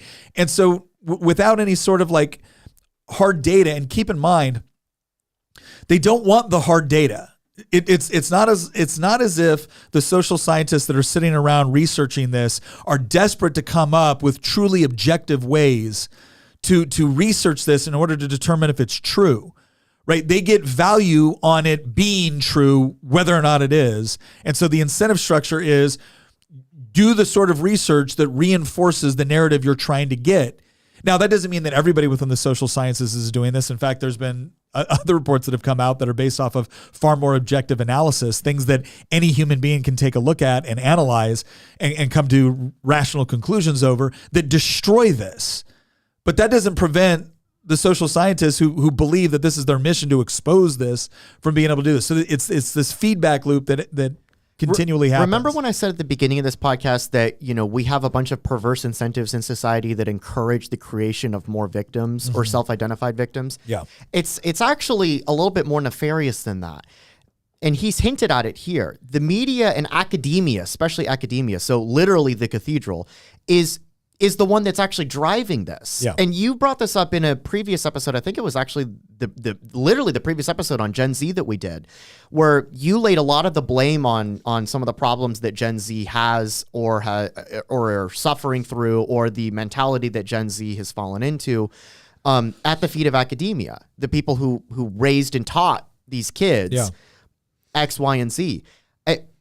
It really is this vicious feedback loop where you have academia teaching this and doing the, scientific studies on this, even though they're complete BS. And then the media reports on this as fact and then pushes it effectively as a form of propaganda in order to make everybody aware of it and normalize it, so to speak. Normalize this, right? I mean, the left wants to normalize everything now. If you actually go to Reddit, you know exactly what I'm talking about. Normalize X, Y, and Z.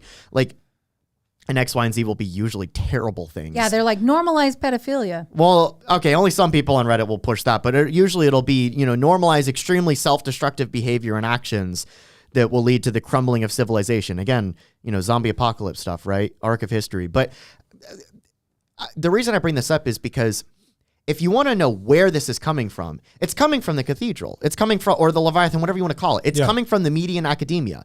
Those are the drivers behind all of this. And I don't mean this in a conspiratorial sense. I mean it in the sense that, I can't remember who wrote it once, but somebody once pointed out that, Montesquieu thought that he was a genius when he believed in separation of powers as a way to check the drive towards tyranny.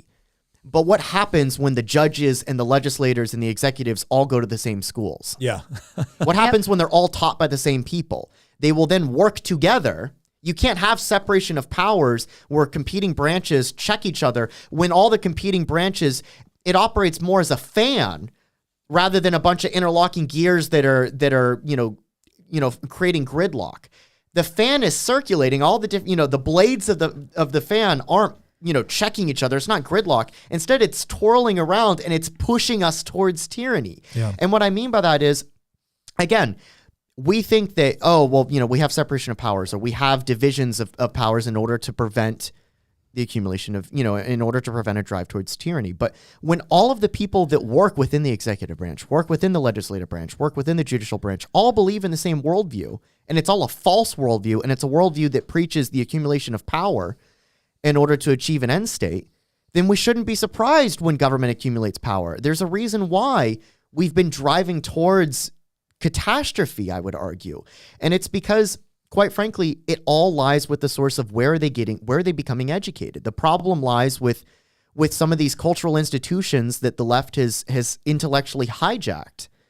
And until you start addressing that problem, we're never going to fix it. Remember when Mentis Wave said here that, it's a triangle, right? And it's a feedback loop. And unless something interjects to break it, to break up that feedback loop, you're never going to fix the problem.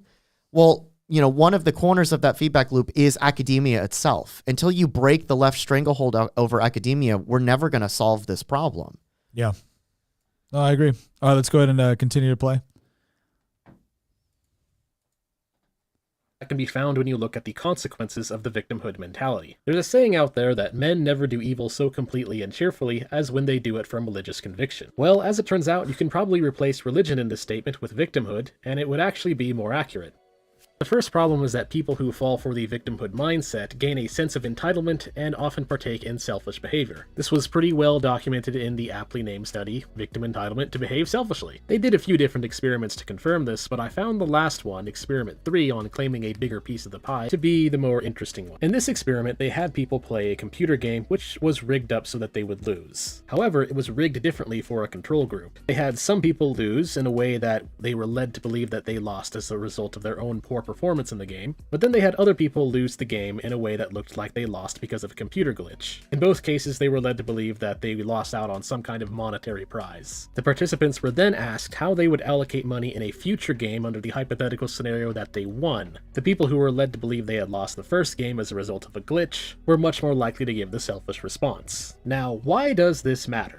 Well, because of the implication it has in psychology and social interactions. Say someone believes that they are a victim, and they act selfishly in public because they believe that they're a victim, and so they get treated like crap from people because they're acting selfishly. Victim status confirmed! You see, not only does narcissism lead to victimhood, But the reverse is also true. People who are injected with victimhood can also take on narcissistic personality traits, which just adds another negative feedback loop on top of the already existing negative feedback loop of the media reporting that Group A is being repressed, and then Group A thinking that they're repressed, and then Group A reporting that they're repressed. In layman's terms, having a victimhood mentality can turn a person into a jerk. They'll be meaner, they'll be less agreeable, they'll be more selfish, etc., etc. And No, and it's. I'm reminded of that Key and Peele skit that's completely inappropriate. Oh yeah, yeah. It's an office sketch. Yeah. Yeah, it's where he's like, "Oh, I'm not oppressed. I'm just a jerk." Yeah, like yeah. Well, but again, you can almost. I mean, think about it this way: have you ever seen that kid whose parents just completely indulge them in everything that they do? Nobody likes that kid. His peers don't like him. His teachers don't like him. Other adults don't like him.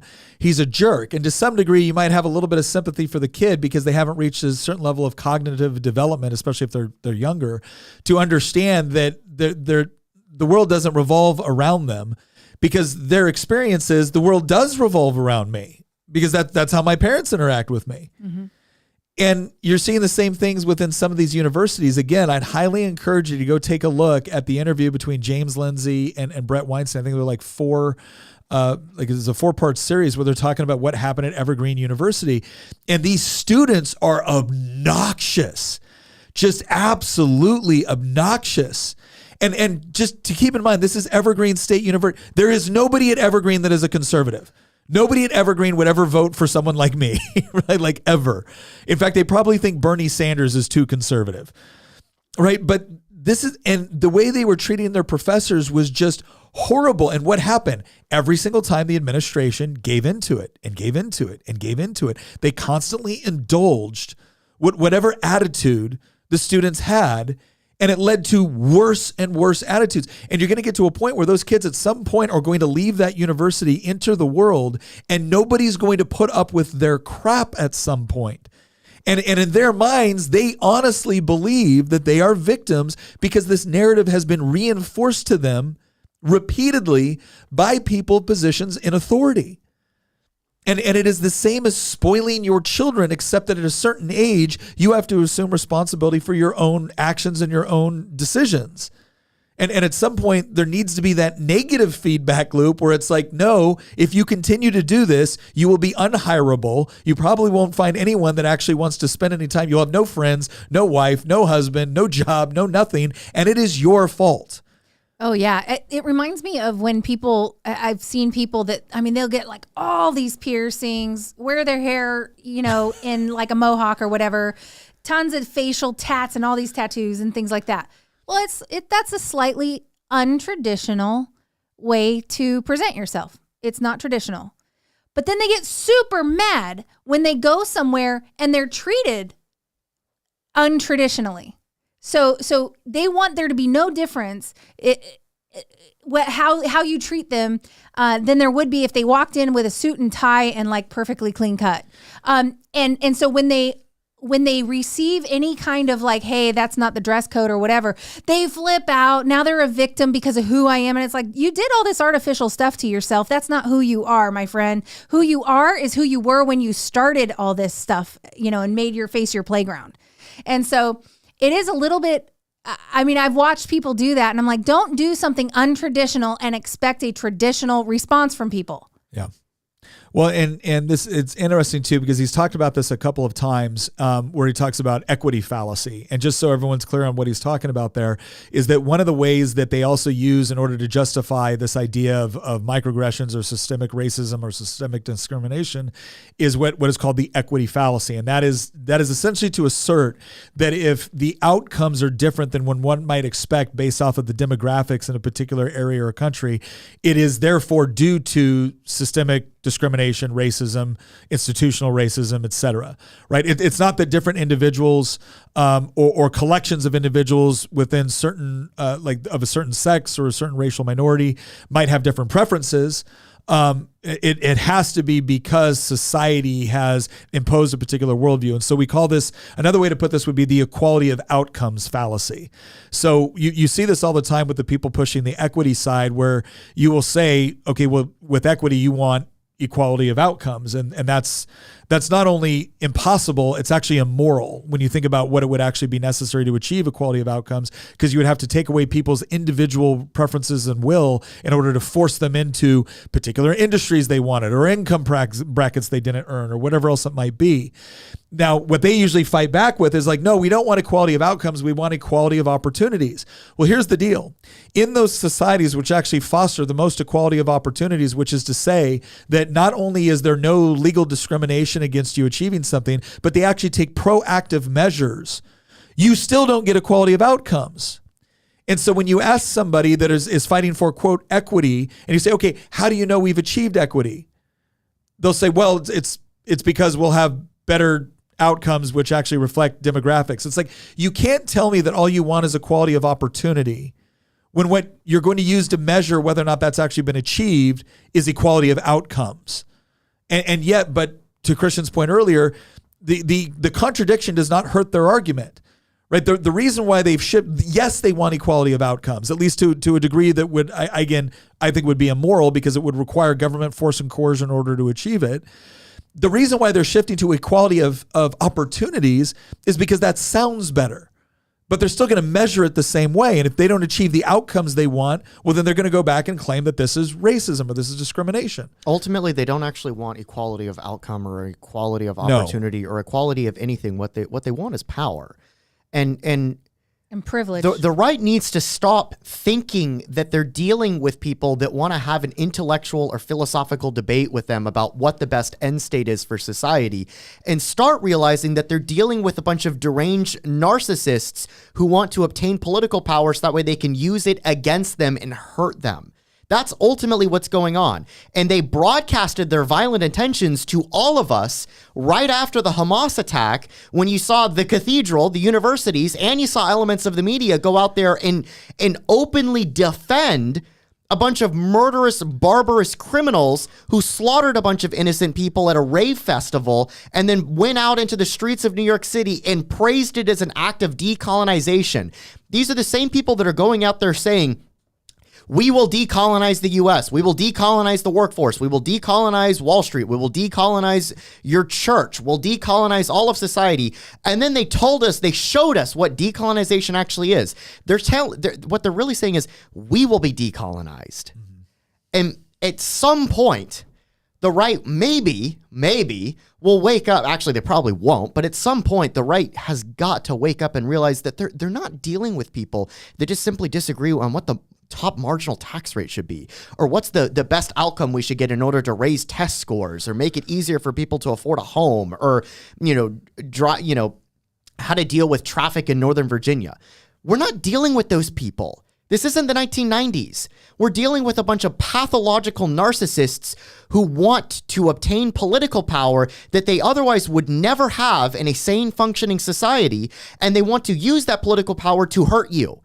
That's who we're dealing with now. Increasingly, we have a generation of lunatics out there who know that they have no claim to power. No, this is the exact opposite of a meritocracy. It's a kakistocracy. And they know it. They know that they're not qualified to run the world or run the country. They're not even qualified to tie their shoes. But they know that there's a mechanism to get power. And guess what? Where there's a will, there's a way. And there is a will to power out there on the left. And they're looking for any way to obtain it. This is why you get things like Queers for Palestine, right? This is why you get these mutually contradictory things where on one hand, they'll tell you don't be colorblind. On another hand, they'll say you're being too colorblind. And then we wonder why we're constantly being gaslit. We're constantly being gaslit because leftists out there, not liberals, but leftists out there just want power so that way they can hurt you. That's all that it is. Somebody tweeted once that communism is when weird, deformed freaks go out there and make it illegal to be a normal person and then obtain political power so that way they can punish, steal, and rape and brutalize anybody who stands in their way. All the ideology is just window dressing. And to some degree, he's absolutely right. We're not necessarily dealing with, Bolshevik, style Marxism from 1917 in Russia. We're dealing with a form of cultural Marxism that we've talked about before on this podcast. Go and look at the writings of people like Antonio Gramsci. Go look at everything that has come out of academia since the 1930s, especially in the West, who've recognized that you don't use class in order to obtain political power. You use all of these other aspects like victimhood mentality, or you use race and gender, or you use any sort of perceived act of oppression or victimhood status.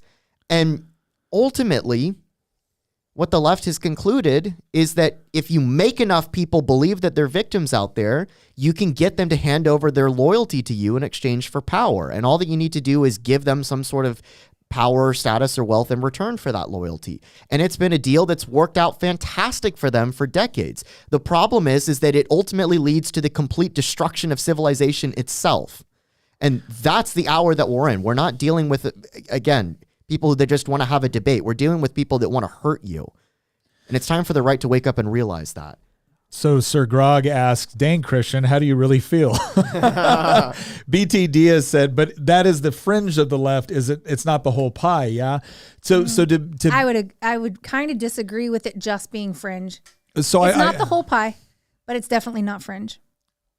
I would agree with that. I don't. Here's what I would say is like once upon 10 or 15 years ago, I think this was the fringe. This is the legit fringe of the left. All I can tell you is that I sit in the Virginia General Assembly, which means I sit across from 48 of my colleagues who are all on the left. And here's what I would say: out of all of those colleagues, I would argue that there's many of them that are probably uncomfortable with some of the things that are happening in the left. But when it comes to voting against it, when it comes to speaking out publicly against it, they don't dare. They fear it. They absolutely do not. They do not dare. Like show me the one person that would you consider to be kind of mainstream elected on the left, like at a federal level or at a state level, that is regularly getting up and saying, "Hey guys, this is a little too much. This is a little crazy." Again, there may not be. It's not like every person on the left is a member of the Squad, right, or a member of the sociology department of Berkeley. But can you show me any of them that are standing up and saying this is too much? Well, like the ones that do keep defecting. Yeah, well, that kind of happens. But I would say that again, there's there's definitely we make the distinction between leftism and liberalism for a reason. Is because like I know people, we have people on here, we have people in our community chat who would consider themselves like left of center, but they're more liberal in the classical sense, which is to say that, they may accept a greater government intervention in the lives of people, right?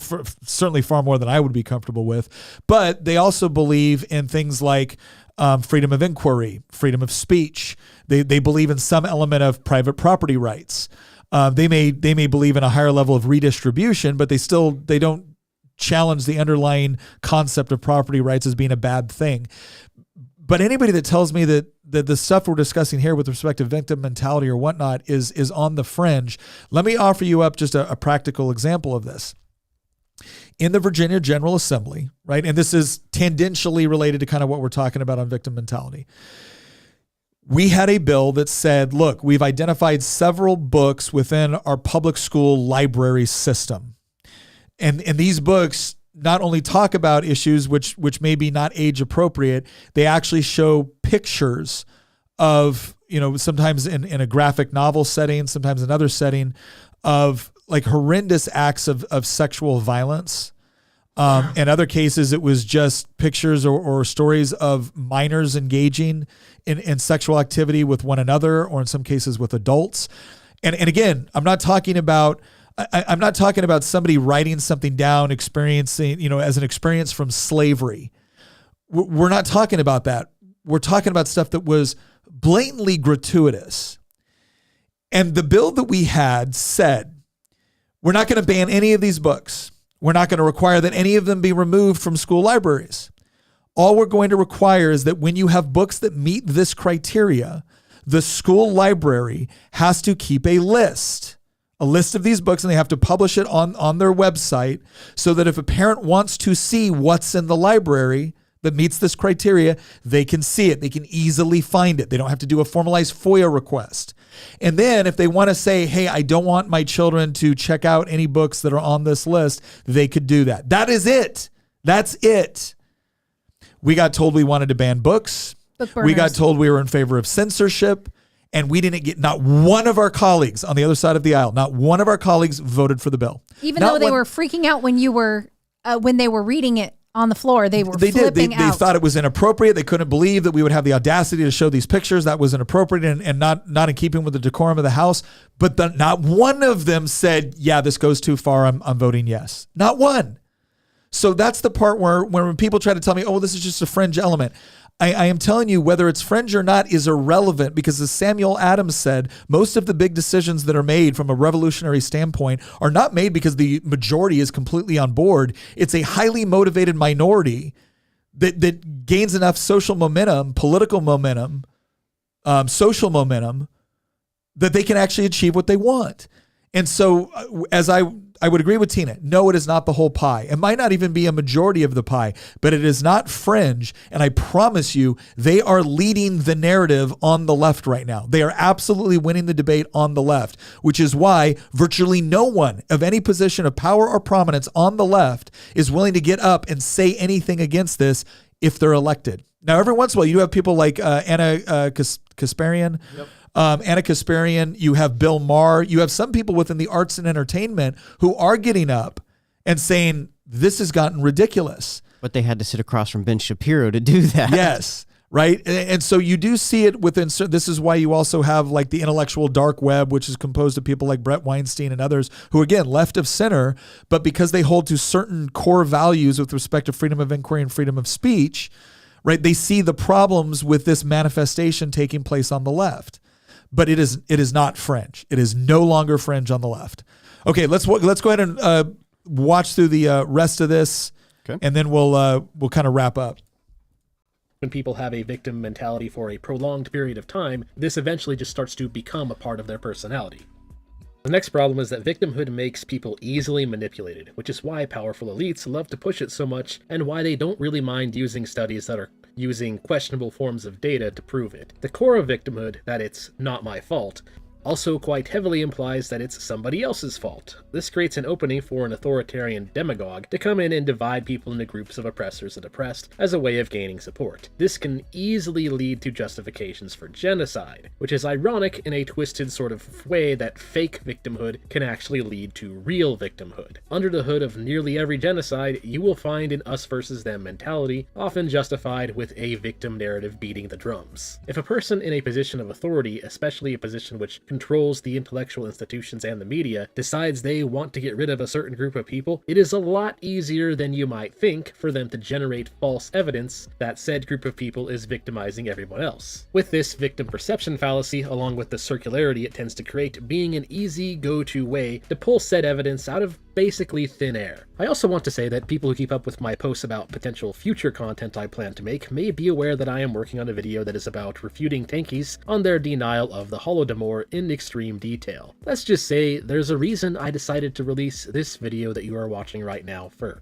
Although it is important to point out that it's not always genocide as the goal. Sometimes it's a little bit more simple than that, and a little bit less evil than that. Sometimes elites are just trying to deflect blame off of themselves. For example, the false harassment and victimhood narrative that came with Gamergate. To make a long story short, it was just journalists trying to deflect from their misbehavior, by casting everybody who called out that misbehavior into the misogynies box. Which, by the way, that long-awaited airplay video is out, in case anybody was wondering. It's a bit long and starts out a little disconnected, but by the end everything is tied together quite nicely. Anyways, the last consequence is more of just an individual one. Victimhood does not help you. Unless you are aiming to be a professional victim grifter and make an actual career out of being a victim, taking on a victim mentality will generally make you less successful in nearly all measures of life. And the reason this happens is pretty darn simple, really. When people do not have a victim mentality, it means they look at themselves first when experiencing failure and think about how they can improve and move on and do better next time. This is why a huge red pill is realizing that the strategy of self-blame and reflection is actually extremely empowering, because it means that your go-to response to problems is look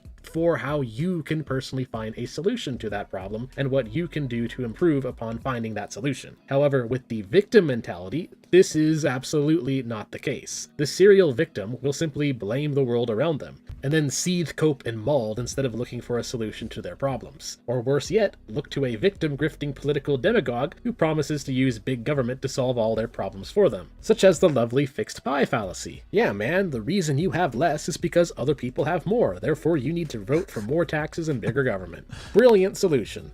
So what's the conclusion? Yeah, so... do we want to let him play the conclusion? Because Yeah, it's only like another minute. Yeah, go ahead. Conclusion here? Well, the main thing I want to first point out is that I am not saying that prejudice based on visible traits doesn't exist in human society. Of course it does. Tribalism is very obviously a thing.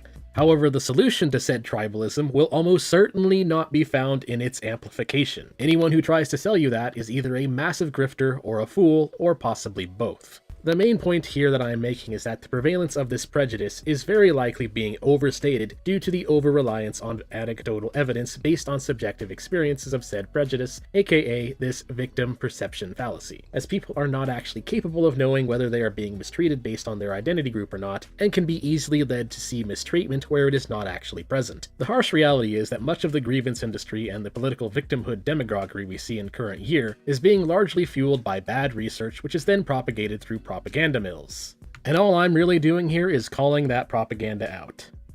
Nothing more, nothing less. So thanks for watching. Yeah, so again, he didn't hit on it too much here. There's actually another video by Jordan Peterson. If you just go on YouTube and look for Jordan Peterson and victim mentality, he actually has one where he talks more about how it actually leads to genocide. And he explains the process for what takes place. And a lot of people will look at that and think that maybe that's hyperbolic language. Let me explain something. He's not suggesting that all victim mentality leads to genocide. He's not suggesting that all victim mentality leads to widespread societal chaos and consequences across the board. What he's saying is that when it reaches a certain inertia within a society, to the point where the society itself is fostering and encouraging it, right? Because there's always there's always individuals with victim mentalities. But when it becomes celebrated within society as opposed to something that we kind of stamp down as either gaslighting or self-destructive behavior or whatever else it might be, when we start to reward it, you get into a situation very, very quickly where people start to be divided into oppressor, oppressed, haves, have-nots, victims, and victimizers. And what this provides is something far more dangerous than just a grift. What it provides is moral justification for violence directed at the people in the other category. Because if you're oppressed, well, then the only way for you to be oppressed is because someone is actively oppressing you. If you're a victim, right, and you describe yourself that way and you describe society as constantly victimizing you, well, then somebody is responsible for that. And let me give a final example here that we're starting to see more and more within society. We've brought this up in previous episodes. When somebody says words are violence, and I'm not talking about someone verbally threatening you.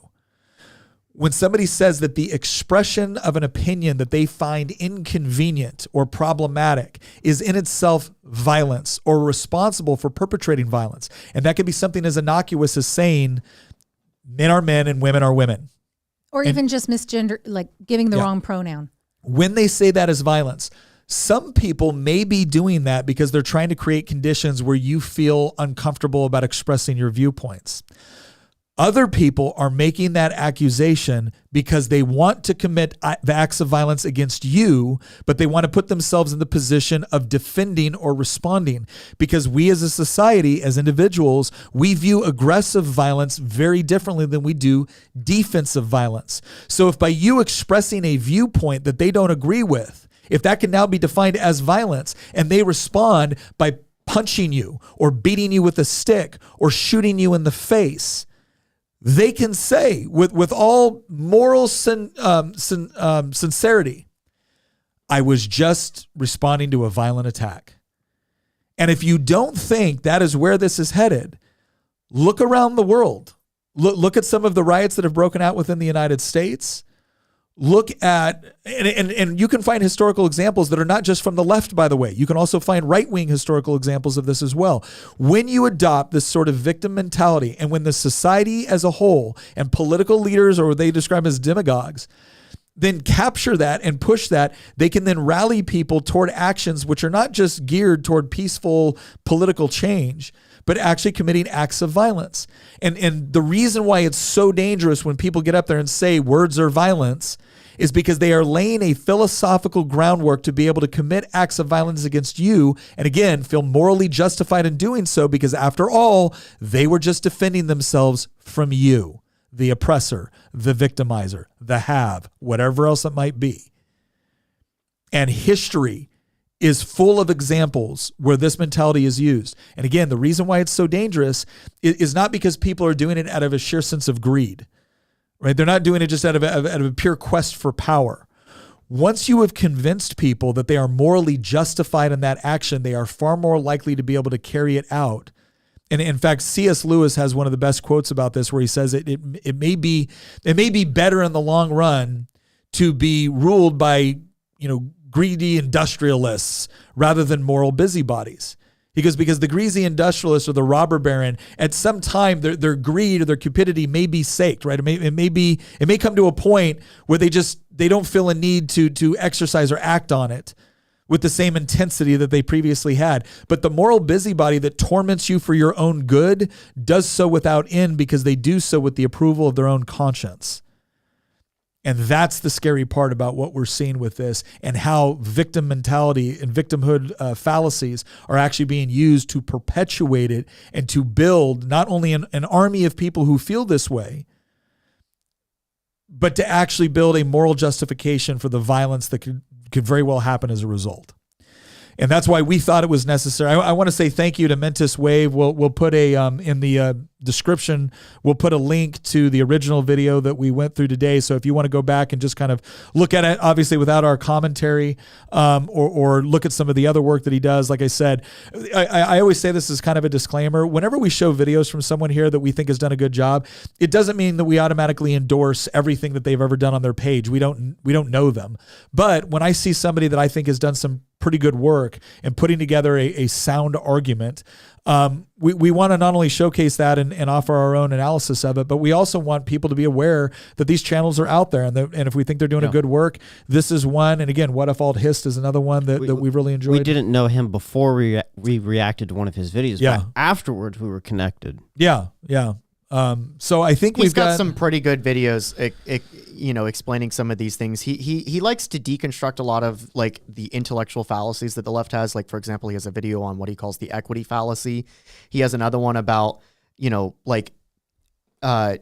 tearing down, like the idea that, the right is too focused on culture wars. And, he's I don't know. It's an interesting channel. Take a look at it. Yeah.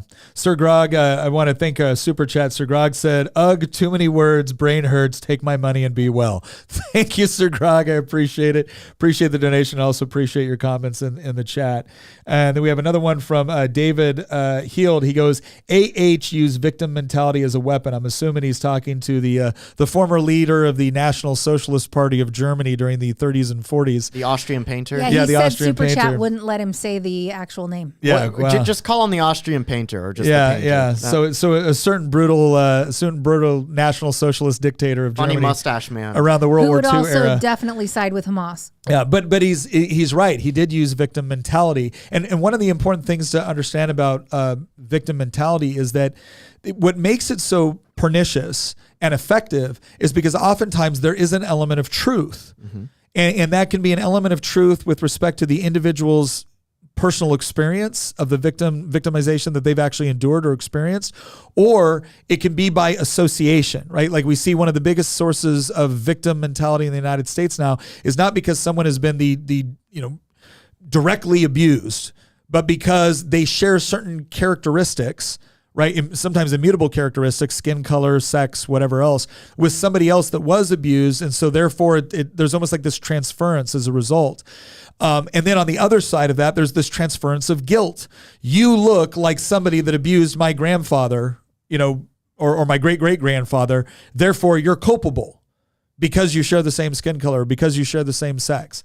And so, again, that's what makes that victim mentality and the abuse of it so horrific, is that oftentimes there is some element of truth in there, but now it's been perverted in such a way as to achieve a different objective. We have another super chat here from 11 Bravo. He said, on the flip side, I also refuse to apologize for problems I wasn't the cause of.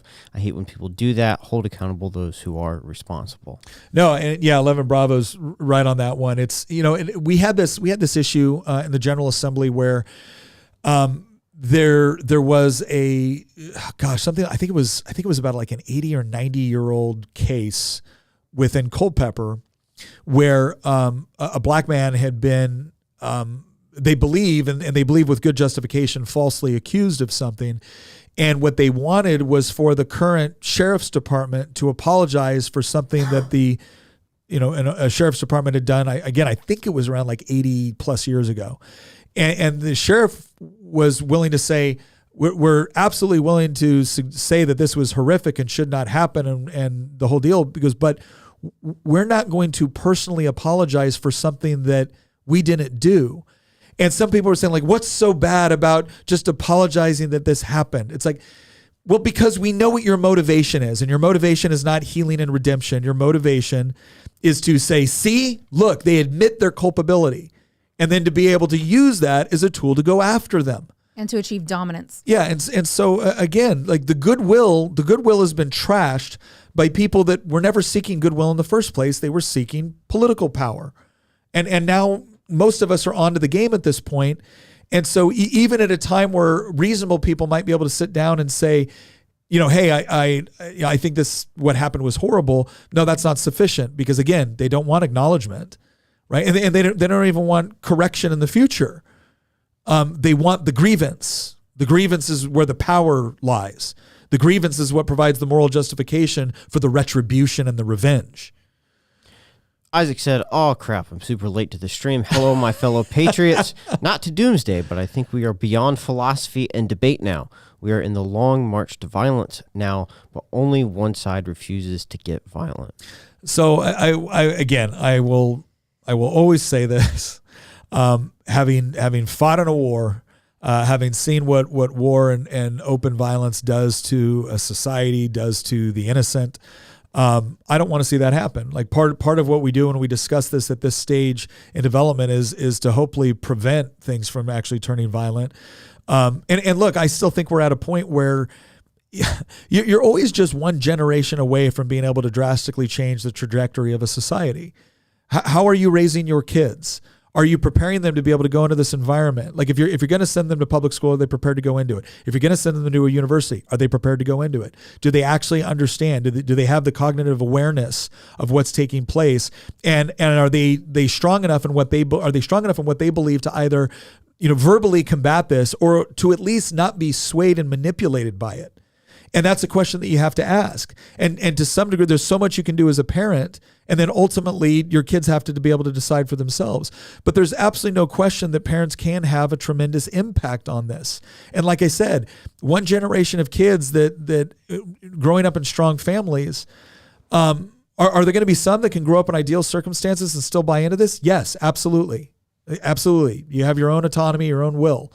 But my gosh, if we focused in more on understanding what is happening and why, and we stop pretending as if it's just the fringe, and we start recognizing that it has reached a certain degree of academic and social dominance, well, then that gives us what we need to be equipped to be able to fight back intellectually, so that hopefully it doesn't get to a point where you have to fight back physically.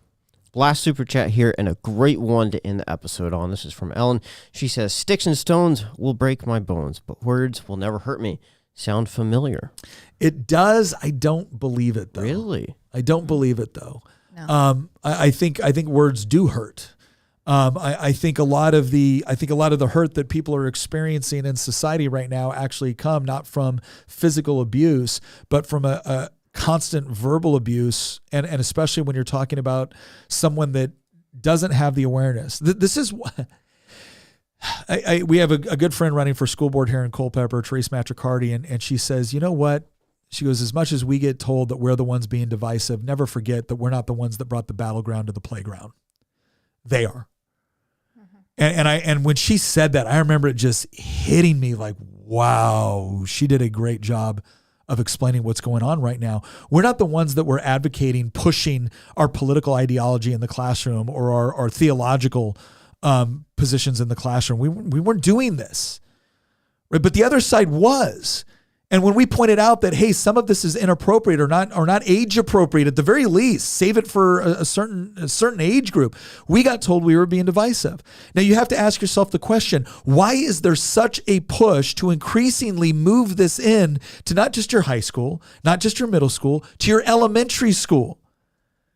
Because one side of this understands that if you control the education and the upbringing of a generation, they don't even need to be your kids. They absolutely don't need to be your kids. They can go ahead, they can abort all their babies and then just indoctrinate yours. The left survives off of colonizing the minds of children because the left usually doesn't reproduce nearly as fast as conservatives do, for that matter. So it's like a virus where they reproduce. This is why the left is so obsessed with education, because the only way that the left is, and again, it all goes back to the university system, and you could also argue the public school system, but like the left is only able to succeed because they're able to indoctrinate other people's kids. If the left didn't have, if the cathedral didn't exist and the left just had no control over education whatsoever, we wouldn't even be having this discussion right now. Absolutely, because they're sterilizing their own kids. They're making sure that their bloodlines don't continue. I mean, between offing their own babies and sterilizing their offspring with, puberty blockers and everything else, your kids are all they got, so they've got to be in the school system. Well, this is look, I'll just say this much. There's a reason why one side of this argument seems to understand the importance of education, the importance of bringing up children, again, even if it's not their own. And our side better get on board, because here's the good news, right? We always do this. Instead of being doom and gloom like so many conservative channels out there, the good news is that when you do take the time to foster good relationships with your children, you can combat this, and you can combat this intellectually. You can combat this generationally without having to resort to violence, which is that I don't want that, right? I do not want that. It's not that I'm not aware that it's possible. It's not that I'm not capable of it. I went to war twice. I understand what engaging in violent conflict looks like. You don't want it here. So let's do everything we can to make sure that it doesn't happen. I'm going to address one more thing because I have to. Isaac Gorski says, I was an 11 Bravo in the 82nd Airborne, 2nd of the 325 in Mosul, 2017, war as hell. Mosul in 2017, was really bad. I also want to say I was also an infantryman in the 2nd of the 325, and I've got the tattoo to prove it. You should show it. I was in. Show it, honey. No, I was in Alpha Company, 2nd of the 325 as an AG and a 240 gunner, and then I was in the scout platoon as a scout sniper, and then a scout team leader over there before I went to the 25th. But that was a long time ago. You're a lot younger than me, dude. I was there 98 to 2000. Is when I was in the 82nd and specifically the 2nd of the 325, but it's always good to see another Falcon. So once again, I want to thank everybody for joining us. I know some of these topics can be, again, a little bit heavy, but that's why we do them. We do them to hopefully provide some more information, and also to provide access to other channels out there that we think that are doing a good job of explaining things in a logical, rational, data-driven way. Hopefully we're doing a good job of that as well. But once again, thank you for everyone for joining. Thank you for the questions and the comments in the chat. Please consider joining the community chat. There's a link in the description. And also, once again, we really appreciate the sponsorship from Good Ranchers. If you want to if you're looking for a way to support the show, a great way to do it, and a great way to support yourself too, and a great, wonderful, healthy diet, go to goodranchers.com, use promo code Nick. You'll get $15 off your order. Plus, if you sign up for one of those subscriptions, you get to pick which free meat is going to arrive every month with that subscription. Could be top sirloin, could be wild caught salmon, could be organic chicken, and it could be bacon. That's right, bacon, the thing that makes everything better. Bacon just makes everything better. All right, so go ahead and check that out. Also, they have gift boxes available now, too, if you're looking for gifts for people that are impossible to shop for.